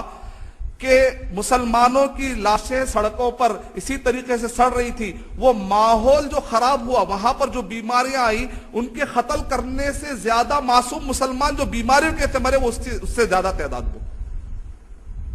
پھر اس کے بعد ہلاکو خان کا جو پوترا تھا غازان، پوترا غازان، اس نے بھی کہا میرے داداؤں کے دادا نے ایران پر حملہ کیا اور میرے سگے دادا نے عراق پر حملہ کیا، چلو میں سیریا پر حملہ کرتا ہوں۔ اس وقت پر الحمدللہ جب تک ابن تیمیہ رحمت اللہ علیہ جوان ہو چکے تھے۔ یعنی آپ غور کر کے دیکھیں، یا تو مسلمان غفلت کی وجہ سے پیچھے ہو گئے، یا تو سامنے والوں نے ہمیشہ سے الجھانے کی کوشش کی، نتیجے میں یہ دعوت کا قافلہ پھیل نہ سکا اور کئی معصوم کلمہ پڑے بغیر جہنم کی طرف جا رہے ہیں۔ ایسے وقت پہ ہماری ذمہ داری ہے کہ ہم یہ تاریخ کے جھروکوں سے ہم سبق لیں۔ ابن تیمیہ رحمت اللہ علیہ کو جب اطلاع ملی کہ تاتاری لوگ سیریا کی طرف بڑھ رہے ہیں، تو یہ سیریا کے جو لوگ ہیں، ابھی جو ملک شام اور سیریا آپ جانتے ہیں، جب یہ ایریے میں بڑھ رہے تھے تو لوگ اپنے اپنے اناج جلا رہے تھے۔ ان سے پوچھا کیا آپ اناج کیوں جلا رہے ہیں؟ کہا کہ یہ تاتاری کے لوگ آئیں گے اور آ کر قبضہ کریں گے، تو ہم نے جو محنت سے اناج بنایا ہے، جو ہم نے اگایا ہے بڑی محنت سے، یہ کھائیں گے، ہم بھی نہیں یہ بھی نہیں کھائیں گے۔ یعنی ان کو اتنا یقین تھا کہ اب ہم مر جائیں گے۔ مسلمان اتنے زیادہ خوفزدہ تھے۔ وقت کے حاکموں کو جا کر ابن تیمیہ رحمت اللہ علیہ نے کہا کہ یہ تمہاری اسلامی حکومتیں ہیں اور تمہارے اندر طاقت ہے، تمہارے پاس آج طاقت ہے، لیکن یہ لوگ معصوموں کو مارنے آ رہے ہیں، آگے کیوں نہیں بڑھ رہے؟ تو ابن تیمیہ رحمت اللہ علیہ کو انہوں نے جواب دیا، تاتاری ہم ان کا مقابلہ نہیں کر سکتے۔ اتنا زیادہ خوف پایا جاتا تھا۔ ابن تیمیہ رحمت اللہ علیہ کو اطلاع ملی کہ جو غازان ہے یہ شخص آتے آتے محمد صلی اللہ علیہ وسلم کو یہ شخص گالی دے رہا ہے۔ تو ابن تیمیہ رحمت اللہ علیہ نے کہا خوش ہو جاؤ، انہوں نے اب وہ غلطی کر دی جہاں پر اللہ سبحانہ و تعالیٰ کی رحمت ساتھ میں ہو جاتی ہے۔ اگر تم صحیح رہو گے، اگر تم متحد رہو گے، کتاب و سنت کے مطابق تم رہو گے، اس کے بعد اگر سامنے والا اگر گستاخی کرے گا محمد صلی اللہ علیہ وسلم کی، تو پھر وہ زیادہ ٹھہرنے والا آپ کے سامنے نہیں۔ ابن تیمیہ رحمت اللہ علیہ نے کہا خوش ہو جاؤ، اس نے ایک ایسی غلطی کی کہ اب اس نے اللہ سبحانہ و تعالیٰ کے عذاب کو اس نے دعوت دی، اس کو ہارنا ہی ہارنا ہے، چلو پورے مل کر اس کے خلاف ہم جنگ کرتے ہیں۔ پہلے تو ابن تیمیہ رحمت اللہ علیہ نے الصارم المسلول علی شاتم الرسول 600 پیجز میں جو اب چھپ رہی ہے، مارکیٹ میں موجود ہے، یہ کتاب لکھ کر پہلے نصیحت کی۔ وہ نصیحت لے کر تو پہلے چلا گیا تھا، لیکن لوگوں نے اس کو غیرت ڈالی، تمہارے آبا و اجداد جنگجو تھے، تم خالی 2-3 باتیں سن کے آگے تم تو بزدل ہو۔ اس کو انہوں نے بھڑکایا تو پھر وہ واپس آیا۔ شقہب، شین قاف ہابا، شقہب کے مقام پر ایک ایریے میں جہاں پر ابن تیمیہ وہ شخص آیا اپنی فوج کو لے کر، ابن تیمیہ رحمت اللہ علیہ 1000 شاگردوں کو لے کر، شاگردوں میں کون ہے؟ دیکھیے آپ، قرآن و سنت کی بنیاد پر، صحیح منہج کی بنیاد پر اگر ٹیم تیار ہوگی تو ہمیشہ وہ کامیاب رہے گی انشاءاللہ۔ اس لیے ہمیشہ صحیح قرآن اور صحیح حدیث، نبی اور صحابہ کے طریقے کے مطابق والی ٹیم کی ضرورت ہے، اور اللہ ضرور مدد دے گا۔ ابن تیمیہ رحمت اللہ علیہ اپنے شاگردوں کو لے کر آگے بڑھتے ہیں۔ शागिर्दों में कौन है? इब्ने कसीर रहमतुल्लाह अलैह, इमाम ज़हबी रहमतुल्लाह अलैह, इमाम मिज़्ज़ी रहमतुल्लाह अलैह, अल्लामा इब्न अब्दुल हादी रहमतुल्लाह अलैह, अल्लामा इब्न रजब अल-हंबली रहमतुल्लाह अलैह, ऐसे बड़े बड़े शागिर्द। आखिरी में होता है कि शखब के मकाम पर बहरहाल दो फौजें आपस में मिलती हैं और वो हमेशा हमेशा के लिए तातारी हार जाते हैं। ना सिर्फ हारते हैं बल्कि इब्ने तैमिया रहमतुल्लाह अलैह और उनके साथियों के अखलाक से इतना मुतासिर भी होते हैं कि आखिर ये कौम कैसे हरा दी हमको, ये कौम ने नसीहत भी तो की थी इससे पहले। आखिरी में पता नहीं, उसके बाद अल्लाह ताला ने उनके दिलों को मोड़ा। जब आप दावत का काम करते हैं तो उसकी कहीं ना, जैसे कहते हैं आज नसीहत करो, बच्चे को कभी ना कभी तो असर होगा। तो इब्ने तैमिया रहमतुल्लाह अलैह ने दावत इस्लाह को, जो इस्लाम को सही तरीके से पेश किया था, उसका असर यह निकला कि तातारी हमेशा के लिए मुसलमान हो गए और बाद में चलकर मुगल सल्तनत डालने वाले तातारी, उसका सिरा और उसकी अल्लाह ताला के बाद अगर किसी का कारनामा है अल्लाह ताला के हुक्म से, तो वो इब्ने तैमिया रहमतुल्लाह अलैह उनकी टीम का कारनामा है कि जिन्होंने मुगल जैसी सल्तनत को खड़ा किया। फिर बाद में, यानी बाद में मुगल सल्तनत जैसे लोग आगे बढ़े, वो लोग इस्लाम कबूल के, और सल्तनत उस्मानिया जैसी हुकूमत टर्की के अंदर बाद में जाके जो स्टैब्लिश हुई, यही वो तातारी लोग थे जिन्होंने बाद में स्टैब्लिश किया। इनको पलटाने वाले इतने बड़े लाखों की तादाद में, जिसको कहते हैं बिग कन्वर्जन, तारीख में एक बहुत बड़ा इनकलाब, जहां पर लाखों लोग जो मंगोल से लेकर ईरान के पास जो लोग पाए जाते थे, वो सारे लोग जो इस्लाम कबूल किए, जो बाद में चलकर सल्तनत उस्मानिया और मुगल की सल्तनत शक्ल में जो उठे, अल्लाह ताला ने इब्ने तैमिया रहमतुल्लाह अलैह को जरिया बनाया कि इन्होंने कलमा पढ़ा। लेकिन तारीख में किताबें, तारीख में इस चीज को उभार के नहीं पेश किया जाता, क्योंकि इब्ने तैमिया रहमतुल्लाह अलैह का अकीदा सही था। डर है कि कहीं सही अकीदा फैल ना जाए, इसीलिए लोग इब्ने तैमिया रहमतुल्लाह अलैह के इस कारनामे को ज्यादा जिक्र नहीं करते। कहते कि भाई मुगल पलट गए, कैसे पलटे, किसने पलटाया, हमको ये तारीख मालूम होना चाहिए। उससे पहले उन्होंने क्या गलती की? मोहम्मद सल्लल्लाहु अलैहि वसल्लम के शान में गुस्ताखी की। अब मैं आहिस्ता आहिस्ता फिल्म की तरफ आ रहा हूं। अब आप कहेंगे कि ये तारीख के पीछे मकसद क्या है? सिंपल मकसद ये है कि ये जो फिल्में बनाई जा रही हैं, ये कोई नया वाक़या नहीं है, ये बताना चाह रहा हूं। किताबें 108 मोहम्मद सल्लल्लाहु अलैहि वसल्लम के खिलाफ किताबें लिखी गई, ये कोई नया वाक़या नहीं है। मोहम्मद जो वर्ड है MOHAMMED, MOHAMMED या MUHAMMED, ये तीन तरीके के जो प्रोनाउंसिएशन जो हमें कॉमन मिलते हैं, इससे हटकर ऑक्सफोर्ड डिक्शनरी के अंदर कितने तरीके बताए गए, मैं थोड़े गिनाना चाहूंगा, कई मरतबा मैं बोल रहा हूं खाली आपके इल्म में लाने के लिए। महाविंड, नऊज़ बिल्लाह, इसका माना जानते हैं आप? यानी ये वो सारे वर्ड्स हैं, जर्मन, फ्रेंच और पुर्तगीज, ये लैंग्वेज अगर आप पढ़ते हैं, इसके अंदर बाकायदा ये वर्ड को 71 तरीके से प्रोनाउंसिएशन। डिक्शनरी का मकसद क्या होता है? डिक्शनरी का मकसद यह होता है कि सही प्रोनाउंसिएशन जो लोग कहते हैं, मानने वाले जो लोग कहते हैं, वो पेश किया जाए। लेकिन यहां पर वो नहीं पेश किया गया, वो छोड़कर 71 तरीके से मोहम्मद सल्लल्लाहु अलैहि वसल्लम के वर्ड को प्रोनाउंस किया गया और हर माने में गाली निकलती। और सलमान रश्दी ने अपनी किताब के अंदर सैटानिक वर्सेस के अंदर उसने ये तीन जो मशहूर मोहम्मद सल्लल्लाहु अलैहि वसल्लम के जो वर्ड, जो प्रोनाउंसिएशन है, वो छोड़कर 71 में सबसे जो गिरा हुआ वर्ड है, उसने वो वर्ड इस्तेमाल किया, अपने आप को मुसलमान कहते हुए भी। ये जो सारे हमले हुए तारीख में, आज जो मूवी बनाई गई है या फिर जो मूवी कभी बनाई जाएगी या कहीं पर भी किताबें लिखी जाएंगी, इसका मतलब ये नहीं कि एक दो हमले की वजह से नऊज़ बिल्लाह इस्लाम खत्म हो जाएगा। नहीं, इंशाअल्लाह इस्लाम की हिफाजत करने वाले कौन है? अल्लाह सुब्हानहू व तआला। इन्ना दीन इंदल्लाहिल इस्लाम, बेशक सच्चा दीन, only accepted religion in the site of अल्लाह सुब्हानहू व तआला, इट इज इस्लाम। एक ही मजहब है, एक ही रिलीजन है जिसको अल्लाह ताला के पास कबूलियत हासिल है, और वो है सिर्फ और सिर्फ इस्लाम। यानी इसका मतलब निकला कि ऐसे हजारों किताबें लिख ली जाए, हजारों ऐसे मूवीज बना दी जाए, तारीख की सुप्रीम ताकतें खड़ी हो जाए, तब भी मोहम्मद सल्लल्लाहु अलैहि वसल्लम ने जो दीन आपने लाया है, और नबी सल्लल्लाहु अलैहि वसल्लम के नाम को 71 तरीके से बिगाड़ कर डिक्शनरियों तक भी इस्तेमाल की गई, लेकिन उसके बावजूद भी अल्हम्दुलिल्लाह आज दुनिया में कई मुसलमानों के नामों के सामने क्या लिखा हुआ होता है? मोहम्मद नासिर, मोहम्मद अब्दुल्ला, मोहम्मद यानी कि महबूब अली, यानी वर्ड आप देखिए गौर करिए, जितने दुनिया में मोहम्मद के नाम है, दुनिया में कोई शख्सियत नहीं जिनके नाम इतने पाए जाते हैं, अल्हम्दुलिल्लाह। اور امام بخاری رحمت اللہ علیہ کہتے ہیں کہ میں اپنی راویوں کی کتاب میں سب سے پہلے کون سا نام لاؤں گا؟ محمد صلی اللہ علیہ وسلم. حالانکہ انہوں نے الف سے لے کر یا تک ڈکشنری جمع کی، لیکن انہوں نے کہا میرے پاس الف سے شروع نہیں ہوتا، میرے پاس میم سے شروع ہوتا ہے، کیونکہ راویوں کا تعلق اللہ سے نہیں انسان سے ہے. انسانوں میں سب سے افضل کون ہے؟ محمد صلی اللہ علیہ وسلم. میں اپنی ڈکشنری کی شروعات میم سے کرتا ہوں، کیونکہ محمد صلی اللہ علیہ وسلم کا پہلے میں ذکر کرنا چاہتا ہوں. اس کے بعد انہوں نے الف با تا سا کہا، یعنی اس کے اندر انہوں نے بتایا کہ محمد صلی اللہ علیہ وسلم کا آپ کے نام سے جڑ جانے سے آپ کے نام میں شرافت اور عزت پیدا ہو جاتی ہے. الحمدللہ تاریخ میں ہم دیکھتے ہیں کہ دنیا میں محمد صلی اللہ علیہ وسلم کا نام جتنے ناموں میں پایا جاتا ہے شاید ہی کوئی شخصیت ہوں گے جتنے اتنے نام پائے جاتے ہیں. اتنا بے عزتی کرنے کے باوجود بھی الحمدللہ وَرَفَعْنَا لَكَ ذِكْرَ، اللہ تعالیٰ کہہ رہے اے نبی صلی اللہ علیہ وسلم ہم آپ کے ذکر کو بلند کر کے رہیں گے. وَبْعَثْهُ مَقَامًا مَحْمُودًا الَّذِي وَعَدتَّ، ہم اپنی دعا میں کہتے ہیں اے اللہ تو نے وعدہ کیا محمد صلی اللہ علیہ وسلم کو مقام محمود عطا کرے گا، اے اللہ تو عطا کر تاکہ ہم قیامت میں سفارش کے مستحق بن جائیں. اللہ تعالیٰ قرآن مجید میں ارشاد فرما رہے ہیں سورہ ہجر سورہ نمبر 15 کے آیت نمبر 94 اور 99 تک، 94 سے لے کر 99 تک، اِنَّا كَفَيْنَاكَ الْمُسْتَهْزِئِينَ، اے نبی صلی اللہ علیہ وسلم آپ کی طرف سے مذاق اڑانے والوں کی، آپ کے جو مذاق اڑانے والے ہیں تو ہم ہی کافی، اللہ تعالیٰ کرے ہم کافی.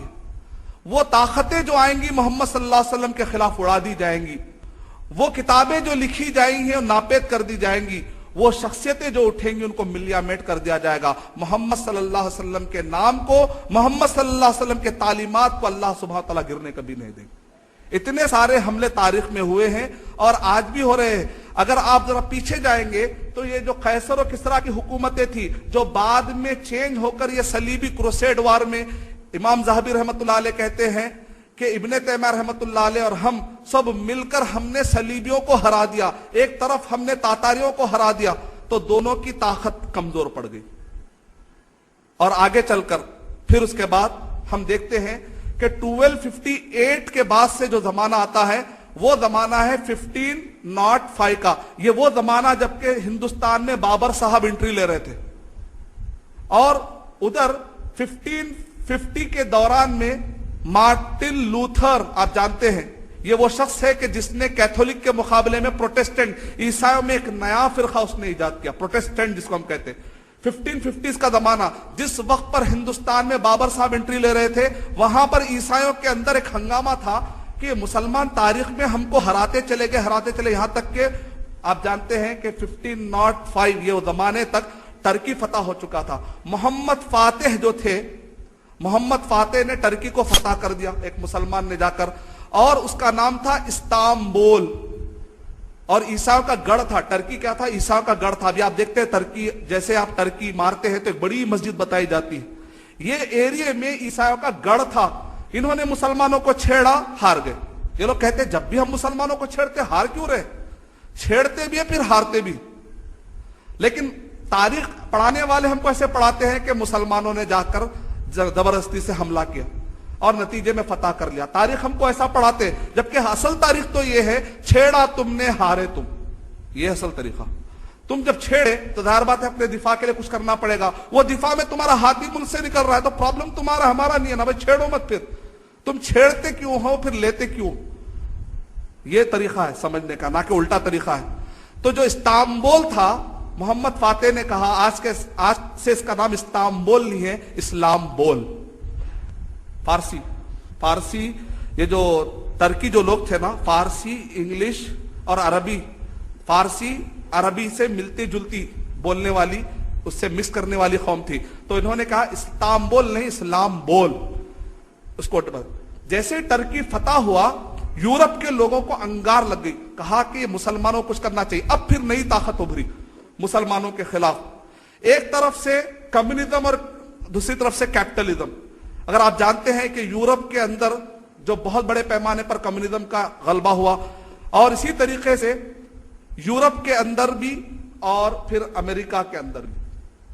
1492 میں امریکہ دریافت ہوا، 1452 میں یورپ نے آنکھیں کھولی کہ کیا تو بھی ہو رہا ہے، مسلمان تیزی کے ساتھ آگے بڑھتے جا رہے ہیں. ٹرکی فتح ہوا، اس سے پہلے اسپین فتح ہو چکا تھا. جس وقت پر ٹرکی فتح ہوا اس کے فوراً بعد اسپین میں مسلمانوں کی طاقت اور مضبوط ہو گئی. تو ایسے وقت پر مارٹن لوتھر نے نعوذ باللہ یہ کہا ابلیس کی اولاد ہے، اس نے کہا نبی صلی اللہ علیہ وسلم اور صحابہ کے بارے میں. اور اس نے اتنے تقریریں کی. آپ جانتے ہیں پروٹسٹنٹ آج بھی کیتھولک کے مقابلے میں مسلمانوں کے خلاف زیادہ ٹھہرتے ہیں. شیخ احمد دیداد رحمت اللہ علیہ کے مقابلے میں جتنے بھی ڈیبیٹ کرنے والے اس میں اکثر کا تعلق کیتھولک سے نہیں تھا، اس کا تعلق کن سے تھا؟ پروٹسٹنٹ تھا. یہ پروٹسٹنٹ نے کوشش کی کہ مسلمانوں کے خلاف زہر گھولے. جب انہوں نے دیکھا کہ حملہ کر رہے تو الٹا ہمارا ملک جا رہا ہے، حملہ کر رہے تو الٹا ہمارا ملک جا رہا ہے، اس کے بعد سے اس نے کہا کہ مسلمانوں کے خلاف کتابیں لکھی جائیں. ایڈورڈ سیٹ کہتا ہے 18 کرسچن ایرا سے لے کر 1950 تک 150 سال کی مدت میں 60,000 کتابیں اسلام اور مسلمانوں کے خلاف لکھی گئی. اب دیکھیں کتابوں کے ذریعے سے حملہ ہو رہا ہے. ایک زمانے میں فوج کے ذریعے سے حملہ ہو رہا تھا، اب حملے کا رخ بدل گیا، اب کتابوں کے ذریعے سے ہو رہا ہے. 1950 تک کتابیں جو لکھی گئی 60,000 کتابیں اسلام اور مسلمانوں کے خلاف لکھی گئی. آپ اسے اندازہ لگا سکتے ہیں کہ یورپ کی طرف سے جو بھی کتابیں لکھی جا رہی ہیں، امریکہ میں جو لوگ بھی آزادی کے نام پہ، فریڈم آف اسپیچ کے نام پہ جو لکھ رہے ہیں، وہ پرانے جو کچھ بھی ان کے آبا و اجداد کا جو زہر تھا یا اس وقت پر جو کتابیں پھیلائی گئی تھی اسی کو مووی کی شکل میں لائے گئے. اس کا مطلب نکلا کہ اس کے پیچھے ایک ہسٹوریکل پرسپیکٹیو بھی ہے، ایک ہسٹوریکل بیک گراؤنڈ بھی ہے. یعنی وہ لوگ چاہتے ہیں کہ ہمیشہ مسلمانوں کو الجھا کر رکھے، کیونکہ مسلمانوں کو جب بھی خاموش چھوڑ دیا جائے گا تو یہ تیزی سے پھیلنے والی قوم ہے. آج کے دور میں الحمدللہ ہم دیکھتے ہیں جس وقت پر اسپین گر رہا تھا تو اس وقت پر وجہ کیا نظر آ رہی تھی؟ کئی وجہ میں سے ایک وجہ یہ تھی کہ وہاں پر اللہ کے بارے میں گستاخی کوئی غیر نے مسلمان کر رہے تھے، یعنی اللہ کے ناموں کا انکار. بغداد کی جو حکومت گری، اینالائز کر کے دیکھا گیا اللہ کے بارے میں کیا خلق قرآن، آپ نے سنا ہوگا قرآن جو ہے، یہ قرآن جو ہے اللہ کی صفت کلام نہیں ہے. جو قرآن ہے وہ اللہ کا کلام نہیں بلکہ قرآن جو کریٹڈ تھنگ ہے، جیسا چیز آتی ہے اور مر جاتی ہے، ایک دن آیا قرآن بھی مر جائے گا، نعوذ باللہ. یہ تو عیسائیوں کا عقیدہ ہے. عیسائی کہتے ہیں نا عیسیٰ علیہ السلام ورڈ آف گاڈ ہے، کہتے اللہ نے جو ان سے کن کہا تو وہ کن کا ورڈ جا کے انسان کا فارم لیا، وہی عیسیٰ علیہ السلام کہتے وہ لوگ. اس لیے کیا کہتے ہیں؟ عیسیٰ علیہ السلام کلام اللہ ہے کہتے ہیں، کلیمت اللہ کہتے ہیں، اللہ کا ورڈ جو جسم بن گیا. اس کو انسان نہیں مانتے وہ لوگ، کہتے انسان کی طرح نظر آتے تھے لیکن حقیقت میں کیا تھے؟ وہ ورڈ آف اللہ. تو مسلمانوں کے اندر بھی عقیدہ ہو گیا تھا کہ جب ایک ورڈ سے عیسیٰ آ سکتے ہیں تو اللہ کے کلام سے پورا قرآن کیوں نہیں آ سکتا؟ تو یہ بھی کریٹڈ تھنگ ہے. تو نعوذ باللہ جب ان کا عقیدہ خراب ہو، مسلمانوں کا عقیدہ خراب ہو اللہ کے بارے میں، رسول اللہ صلی اللہ علیہ وسلم کے بارے میں، یہ گستاخی نیند میں یا بھول کے بھی نہیں کرنا. اس لیے ہمیشہ دعا کرنا ربنا لا تؤاخذنا ان نسینا او اخطانا. تاریخ کی حکومتیں نہیں ٹھہر سکے تو میں اور آپ کیا ٹھہریں گے؟ لیکن پلٹ کے دیکھیے ہمارے شادی بیاہ آج کے اللہ اور اس کے رسول صلی اللہ علیہ وسلم کی شان میں گستاخی کرنے کا ذریعہ نہیں بن رہے. کیا ہمارے معاملت داریاں ویسے ہیں جیسے اللہ اور اس کے رسول پسند کرتے ہیں؟ کیا ہمارے شادیاں، ہمارے عبادتیں، ہمارے معاملت داریاں، ہمارے اخلاق، ہمارے عبادتوں میں بدعتیں آ چکی ہیں، ہمارے عقیدوں میں شرک آ چکا ہے، ہمارے معاملت داریوں میں جھوٹ آ چکا ہے، ہمارے شادی اور کئی رسموں کے اندر حرام کامیں آ چکے ہیں، پھر بھی ہم یہ دعویٰ کرتے ہیں کہ نبی اور صحابہ جیسا سرخ روح ہوئے ویسے ہم ترقی کریں گے. یہ صرف خام خیالی ہے. تو تاریخی اعتبار سے جب ہم پڑھ کے دیکھتے ہیں تو یہ ساری کتابیں جو لکھی گئی ہیں، یہ ساری کتابیں تاریخی اعتبار سے ایک معنی میں زہر کا وہ ایک خلاصہ ہے. اور انہی کتابوں کو پڑھ کر یورپ اور امریکہ کے وہ مسلمان یا انڈیا کے وہ مسلمان جو اپنے آپ کو پروگریس کہتے ہیں، سلمان رشدی ٹائپ کے مسلم، یہ کتابوں سے متاثر ہو رہے ہیں. نتیجے میں وہ لوگ پھر یہی کتابوں کو بنیاد بنا کر کہہ رہے یہ محمد صلی اللہ علیہ وسلم ہے، یہ محمد صلی اللہ علیہ وسلم ہے. غلط سورس سے اسلام پڑھ رہے، من گھڑت ذریعے سے اسلام کو پڑھیں گے تو نتیجہ کیا نکلے گا؟ آپ کی سوچ بھی من گھڑت اعتبار سے فارم ہو جائے گی. سلمان رشدی نے سیٹینک ورسز کا نعوذ باللہ، اور اس کی بنیاد اس نے کس پہ رکھی؟ من گھڑت روایتوں کی بنیاد پر. یہ وہ روایتیں جس کو کہ یورپ اور امریکہ کے اندر یہ تاریخی سلسلہ جو چلتا چلتا بعد میں کتابوں کی شکل میں جو چینج ہوا، وہ کتابیں پڑھ کر مسلمان جو اپنے آپ کو وہ مسلمان جو اپنے آپ کو ہائیلی انٹلیکچل کہتے ہیں بھائی میں تو فریڈم، میرا تو ذہن کھلا رکھ کے میں پڑھنا چاہتا ہوں، میں مسلم اور غیر مسلم ہر ایک کی کتابیں پڑھنا چاہتا ہوں، نتیجہ سلمان رشدی جیسے لوگوں کا نکلتا کہ جس نے ایسی کتابوں کو پڑھنے کے بعد اس نے محمد صلی اللہ علیہ وسلم کی شان میں گستاخی کی اور گالی دی، نعوذ باللہ. اور اس نے پوری کتاب لکھی، کہا کہ قرآن مجید اللہ کے نہیں بلکہ شیطانی آیات، ورسس کا انہیں اللہ کا شکر ہے، ورسس قرآن آیتوں کا ترجمہ ورسس کبھی بھی نہیں ہو سکتا. آیت کا ترجمہ آیت ہی ہوتا ہے. آیت کا معنی ہے معجزہ، نشانی. ورس کا مطلب ہوتا ہے شاعری. اللہ تعالیٰ نے قرآن مجید میں ارشاد فرمایا سورہ یاسین میں، وَمَا عَلَّمْنَاهُ الشِّعْرَ وَمَا يَنبَغِي لَهُ، ہم نے نبی صلی اللہ علیہ وسلم کو شعر شاعری نہیں سکھائی اور نہ شعر شاعری آپ کو بھاتی ہے. مطلب کیا نکلا؟ قرآن مجید شعر شاعری نہیں ہے. لیکن اللہ کا شکر ہے اس نے کہا سیٹانک ورسس، پتہ نہیں کس کے بارے میں کہہ رہا ہے، ورسس تو قرآن تو نہیں ہے الحمدللہ. اس نے نام ایسا انتخاب کیا کہ جس کے اندر الحمدللہ قرآن پہ اٹیک ہوتا ہی نہیں ہے. تو تاریخ اعتبار سے میں نے سلمان رشدی کا ذکر کیوں کیا؟ اس کی وجہ یہ ہے، اللہ تعالیٰ قرآن مجید میں ارشاد فرما رہے ہیں سورہ نحل سورہ نمبر 16 کے آیت 125 کے اندر، ادعو الی سبیل ربک بالحکمت والموعظۃ الحسنہ، کہ تم اپنے رب کے راستے کی طرف لوگوں کو بلاؤ حکمت اور موعظت کے ذریعے سے. اسی آیت کے اندر اللہ تعالیٰ کہہ رہے وجادلہم باللتی احسن، اور ان کے ساتھ تم بحث و مباحثہ کرو. اگر وہ کتابوں کے ذریعے سے حملہ کر رہے ہیں، ایک طرف دیکھا جا رہا ہے غفلت میں پڑے ہوئے ہیں، غفلت میں پڑے ہوئے پورے، کہیں بھی حملہ ہو تو ہم کو کیا لینا دینا ہے، میرے اندر ایسے ہی میں حرام کاروبار رکھتا رہوں گا، میں جھوٹ بولتا رہوں گا، میرے اخلاق خراب کرتا رہوں گا، میں بدعتوں میں چلتا رہوں گا، میں شرک میں چلتا رہوں گا، مجھے کیا لینا دینا ہے.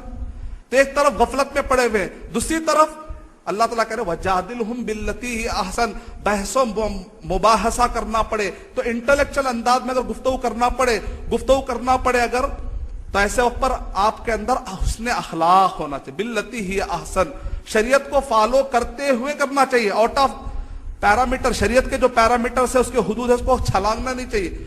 کچھ لوگ جذبے میں آتے ہیں، ٹائر جلا رہے ہیں، معصوموں کو مار رہے ہیں، سڑکوں پہ جلوسیں نکال رہے ہیں، ایسے کام کریں جس کی شریعت میں اجازت نہیں ملتی. یا دوسری طرف یہ کہ بالکل غفلت میں پڑے ہوئے. اللہ تعالیٰ کہہ رہے بی ماڈریٹ، درمیانی حکم اللہ تعالیٰ کہہ رہے. اللہ کہہ رہے وجادلہم باللتی احسن، غفلت میں پڑھنے کی ضرورت نہیں ہے. اگر تم غفلت میں پڑھو گے تو 60,000 کتابیں پڑھ کر معصوم مسلمانوں کا ذہن خراب ہوگا. پھر وہ ہو سکتا ہے کہ بعد میں چل کر سلمان رشدی جیسے لوگ تم میں بھی ہم میں بھی پیدا ہو سکتے ہیں نا. اگر ہم بالکل کہیں گے، بعض لوگ کہتے ہیں اعراض کرو بھائی، چھوڑو، اگنور کرو. ہم کہیں گے قرآن مجید میں یہ ورڈ آیا ہے فاعرض، اعراض کرو. نبی صلی اللہ علیہ وسلم کے زمانے میں آپ کی شان میں گستاخی کی تو آپ نے الگ الگ طریقے سے آپ نے ڈیل کیا. طائف کے میدان میں کہا اے نبی یہ تو گستاخی کر رہے، آپ پر پتھر مار رہے، آپ نے کہا صبر اور معافی.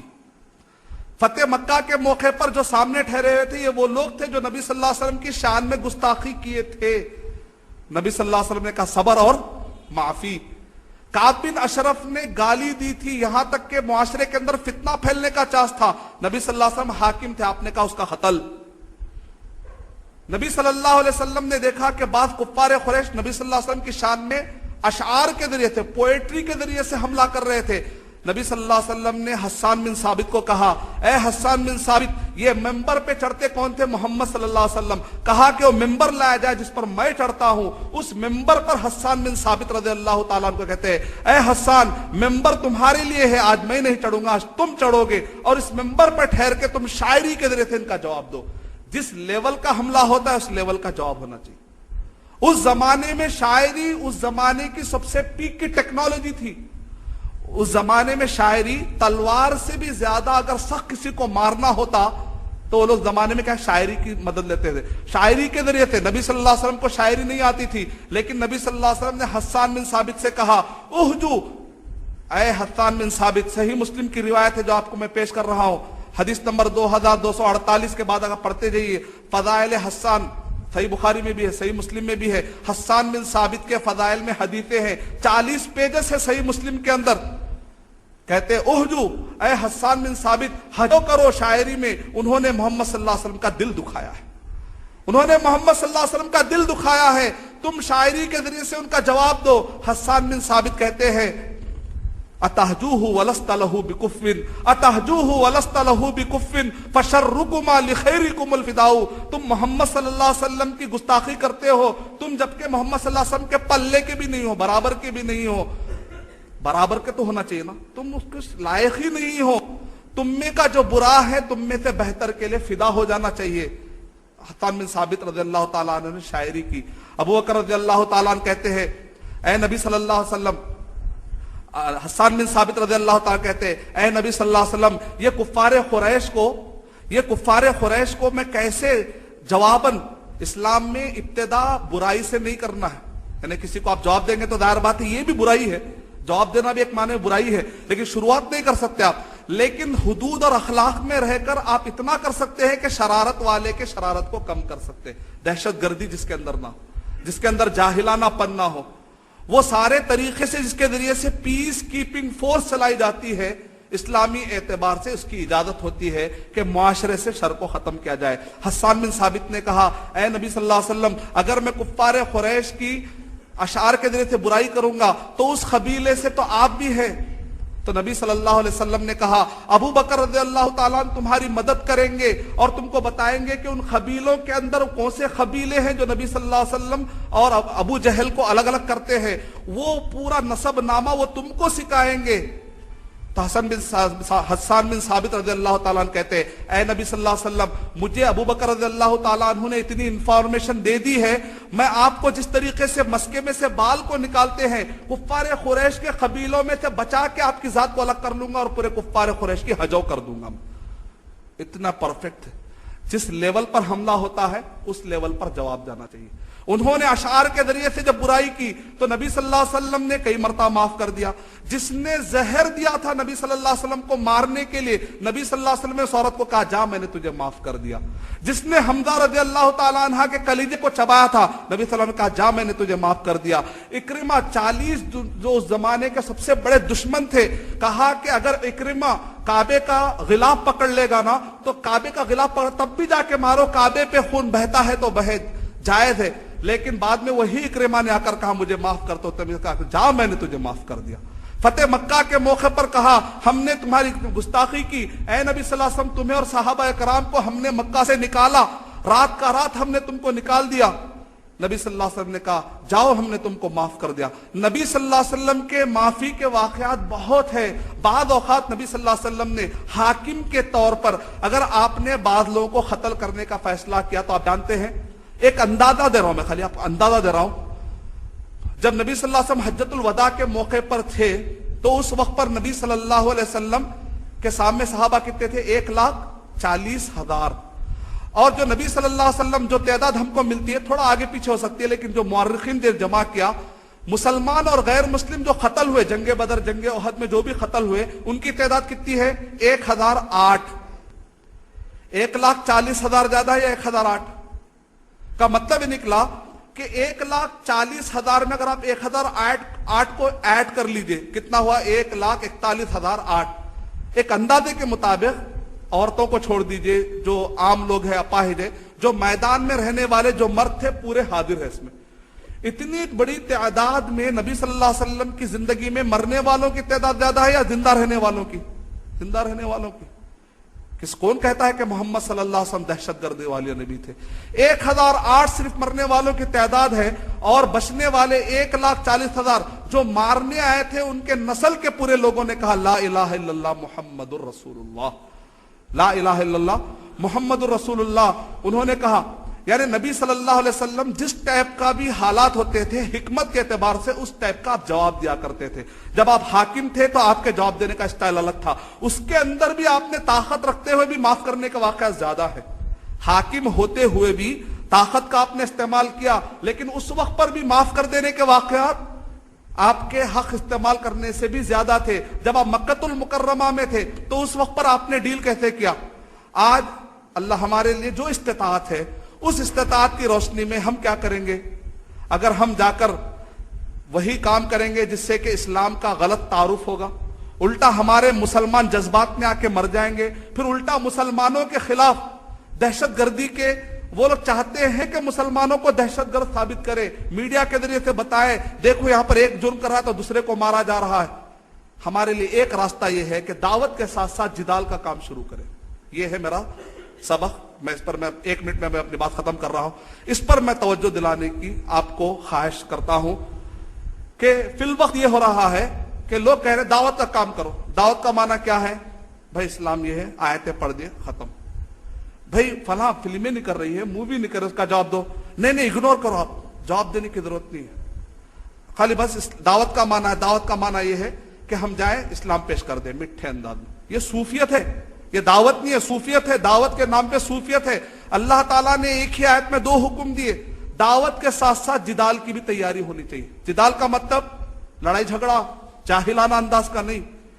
جدال عربک ورڈ ہے. جدالہ کا مطلب ہوتا ہے بحث کرنا. جدال کا مطلب ہے سامنے والا جیسا بحث کر رہا اس لحاظ سے اس کا جواب دینا. زارابا مطلب ہوتا ہے ایک آدمی مار رہا دوسرا آدمی مار کھا رہا ہے. ضراب کا مطلب ہوتا ہے سامنے والا مار رہا ہے تو میں اس کے جواب میں مارتا ہوں. دونوں مارنا, دونوں کا انوالومنٹ. اسی لیے ورڈ کیا ہے؟ قتال ہے. دیکھیں قتل اسلام میں کیا ورڈ ہے؟ قتال, جہاد. ضراب یعنی دونوں لڑنا, یعنی سامنے والا لڑنے کے لیے آتا ہے تو میں ڈیفنس کے لیے مارتا ہوں. میں اس کو ورڈ میں ہی پتا چل رہا ہے کہ اس میں تو دہشت گردی کا کوئی معنی نہیں ہے. قتال میں یہ معنی نہیں ہے کہ تم شروع کرو چاہے سامنے والا معصوم ہو, ایسا ہی نہیں. قتال کا معنی ہے کہ سامنے والا اگر تم کو مار رہا ہے تو تم بھی اس کو اپنا ڈیفنس لے سکتے ہو. دنیا کے جتنے بھی پینل کوڈز ہیں سارے پینل کوڈ کا پہلا ہی بھاگ لکھا ہوا ہے اگر کوئی آدمی سیلف ڈیفنس کرتے ہوئے سامنے والے کو مار دیتا ہے تو اس پر کوئی جرم نہیں ہے. کوئی میرے گھر کو آتا ہے اچانک مجھے مارنا شروع کرتا ہے, میں ڈیفنس لیتا ہوں اور ایک کوئی فائٹ اس پر پڑ جاتا ہے, اگر وہ مر جاتا ہے میرے پریمائسس میں اگر وہ پایا گیا تو کہا جائے گا کہ ڈیفنس اس نے لیتے ہوئے لہذا اس کے اوپر سزا ثابت نہیں ہوگی. یہ پینل کوڈ میں لکھا ہوا ہے. دنیا کے سارے قانون اس بات کی اجازت دیتے کہ آپ ڈیفنس کر سکتے. تو اسلام نے بھی کہا قاتلوا الذین یقاتلونکم, تم قتال کرو ان سے جو تم سے قتال کرتے ہیں. نبی صلی اللہ علیہ وسلم نے سارے عرب کے قبیلوں سے نہیں لڑے, آپ وہ قبیلوں سے لڑے جو لڑ رہے تھے. کتنا کلیئر ہے. نبی صلی اللہ علیہ وسلم فتح مکہ کے موقع پر سب نے کہا نبی صلی اللہ علیہ وسلم ہم لڑنا نہیں چاہتے, تو آپ نہیں لڑے. آپ نے کہا جاؤ میں نے تم کو معاف کر دیا. کا مطلب ہے کہ ورڈ کو سمجھنے کی ضرورت. جدال کا جو ورڈ ہے سامنے والا جس لیول پر حملہ کرتا ہے اس لیول پر آپ کو جواب دینا ہے. تو دعوت کے ساتھ جدال کو جب تک ایڈ نہیں کریں گے ہم صوفیت کی طرف قوم کو لے کر جا رہے ہیں. تو میرا پیغام یہ ہے ایسا دعوت قوم کو نہ سکھائیں کہ جس کی وجہ سے ہمارے اندر بزدلانہ پن پیدا ہو جائے. ٹھیک ہے ہم باہر نکل کر جاہلانہ کام کو بھی سپورٹ نہیں کرتے, دہشت گردی کو بھی سپورٹ نہیں کرتے, خون بہانا, جلوس نکالنا, معصوموں کو مارنا اس کو ہم سپورٹ نہیں کرتے. لیکن اس کا مطلب یہ نہیں اسلام بس یہ ہے بھائی مان لو, ایسا بھی پیش نہیں کریں گے. ہم ڈنکے کی چوٹ پر اسلام کیا ہے بتائیں گے, باطل کو کلیئر بتائیں گے تاکہ معصوموں کے معصوم بھٹکنے سے بچ جائے. سلمان رشدی جیسی لوگ اور پیدا نہ ہو ایسی کتابیں پڑھ کر. تو ان کتابوں کے جواب میں ہم کو اور کتابوں کے جوابات لکھنا ہے. 60,000 کتابوں میں سے کتنی کتابوں کے ہم نے جواب دیے. اب مووی کا جواب مطلب یہ نہیں ہے کہ وہ اگر مووی نکالے تو ہم بھی مووی نکالیں گے, نعوذ باللہ محمد صلی اللہ علیہ وسلم کی ہم بھی تصویر دکھائیں گے. نہیں, شریعت کے پیرامیٹر میں رہ کر, اخلاق میں کے دائرے میں رہ کر آپ ڈاکومنٹری نکال سکتے ہیں. تو میرا پیغام یہ ہے کہ دعوت کے ساتھ جدال کے معنی کو بھی اچھا سمجھا جائے. اس کا بائی ڈیفالٹ مطلب یہ ہے کہ اسلام کو پیش کیا جائے. اگر سامنے والا اعتراض کرتا ہے اچھے طریقے سے, جاہلانہ انداز میں نے, اچھے طریقے سے, انٹلیکچل انداز سے اس سے گفتگو کرنا چاہیے. وہ کرنے کے لیے ہمارے پاس علم چاہیے. تو انشاءاللہ میں اعلان کرتا ہوں کہ بہت جلد ہم انشاءاللہ کوشش کریں گے کہ جو بھی حضرات نام لکھانا ہے تو آپ لکھائیے. ہم جدال ٹریننگ پروگرام, دعویٰ وہ جدال ٹریننگ, ارے نیا ورڈ کیا نکلا ہے, پریشان ہو جائیں گے, گھبرا جائیں گے. جدال کو جدال کے معنی میں لیجئے. ارے نہیں, ملتا جلتا ورڈ دکھ رہا ارشد ہے کچھ. دعوت اور جدال یعنی کہ انٹلیکچل انداز میں گفتگو کیسے کرنا. دعوت کا مطلب ہے عرض الاسلام, اسلام پیش کر دینا. لیکن سامنے والا سوالات دیتے ایک دم جاہلانہ انداز میں کہ مارم توڑی کر دے رہے کرتے, اس لیے اس کی بھی ٹریننگ چاہیے. تو دعوت کی بھی ٹریننگ چاہیے اور جدال یعنی انٹلیکچل انداز سے گفتگو کرنے کی بھی ٹریننگ چاہیے. تو انشاءاللہ آپ لوگ نام لکھا سکتے ہیں. بہت جلد انشاءاللہ 1-2-3 مہینے کے اندر ایک بہترین تربیتی پروگرام رکھا جائے گا جہاں پر انشاءاللہ جوابات کامن طریقے سے انٹلیکچل لیول پر کیسے دیے جائے وہ ہم دینے کی کوشش کریں گے.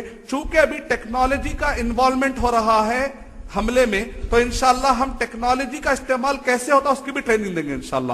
میں اللہ تعالیٰ سے دعا کرتا ہوں کہ اللہ سبحانہ و تعالیٰ ہم سب کو اسلام کی خدمت کرنے والا بنائے. آمین و آخر دعوانا.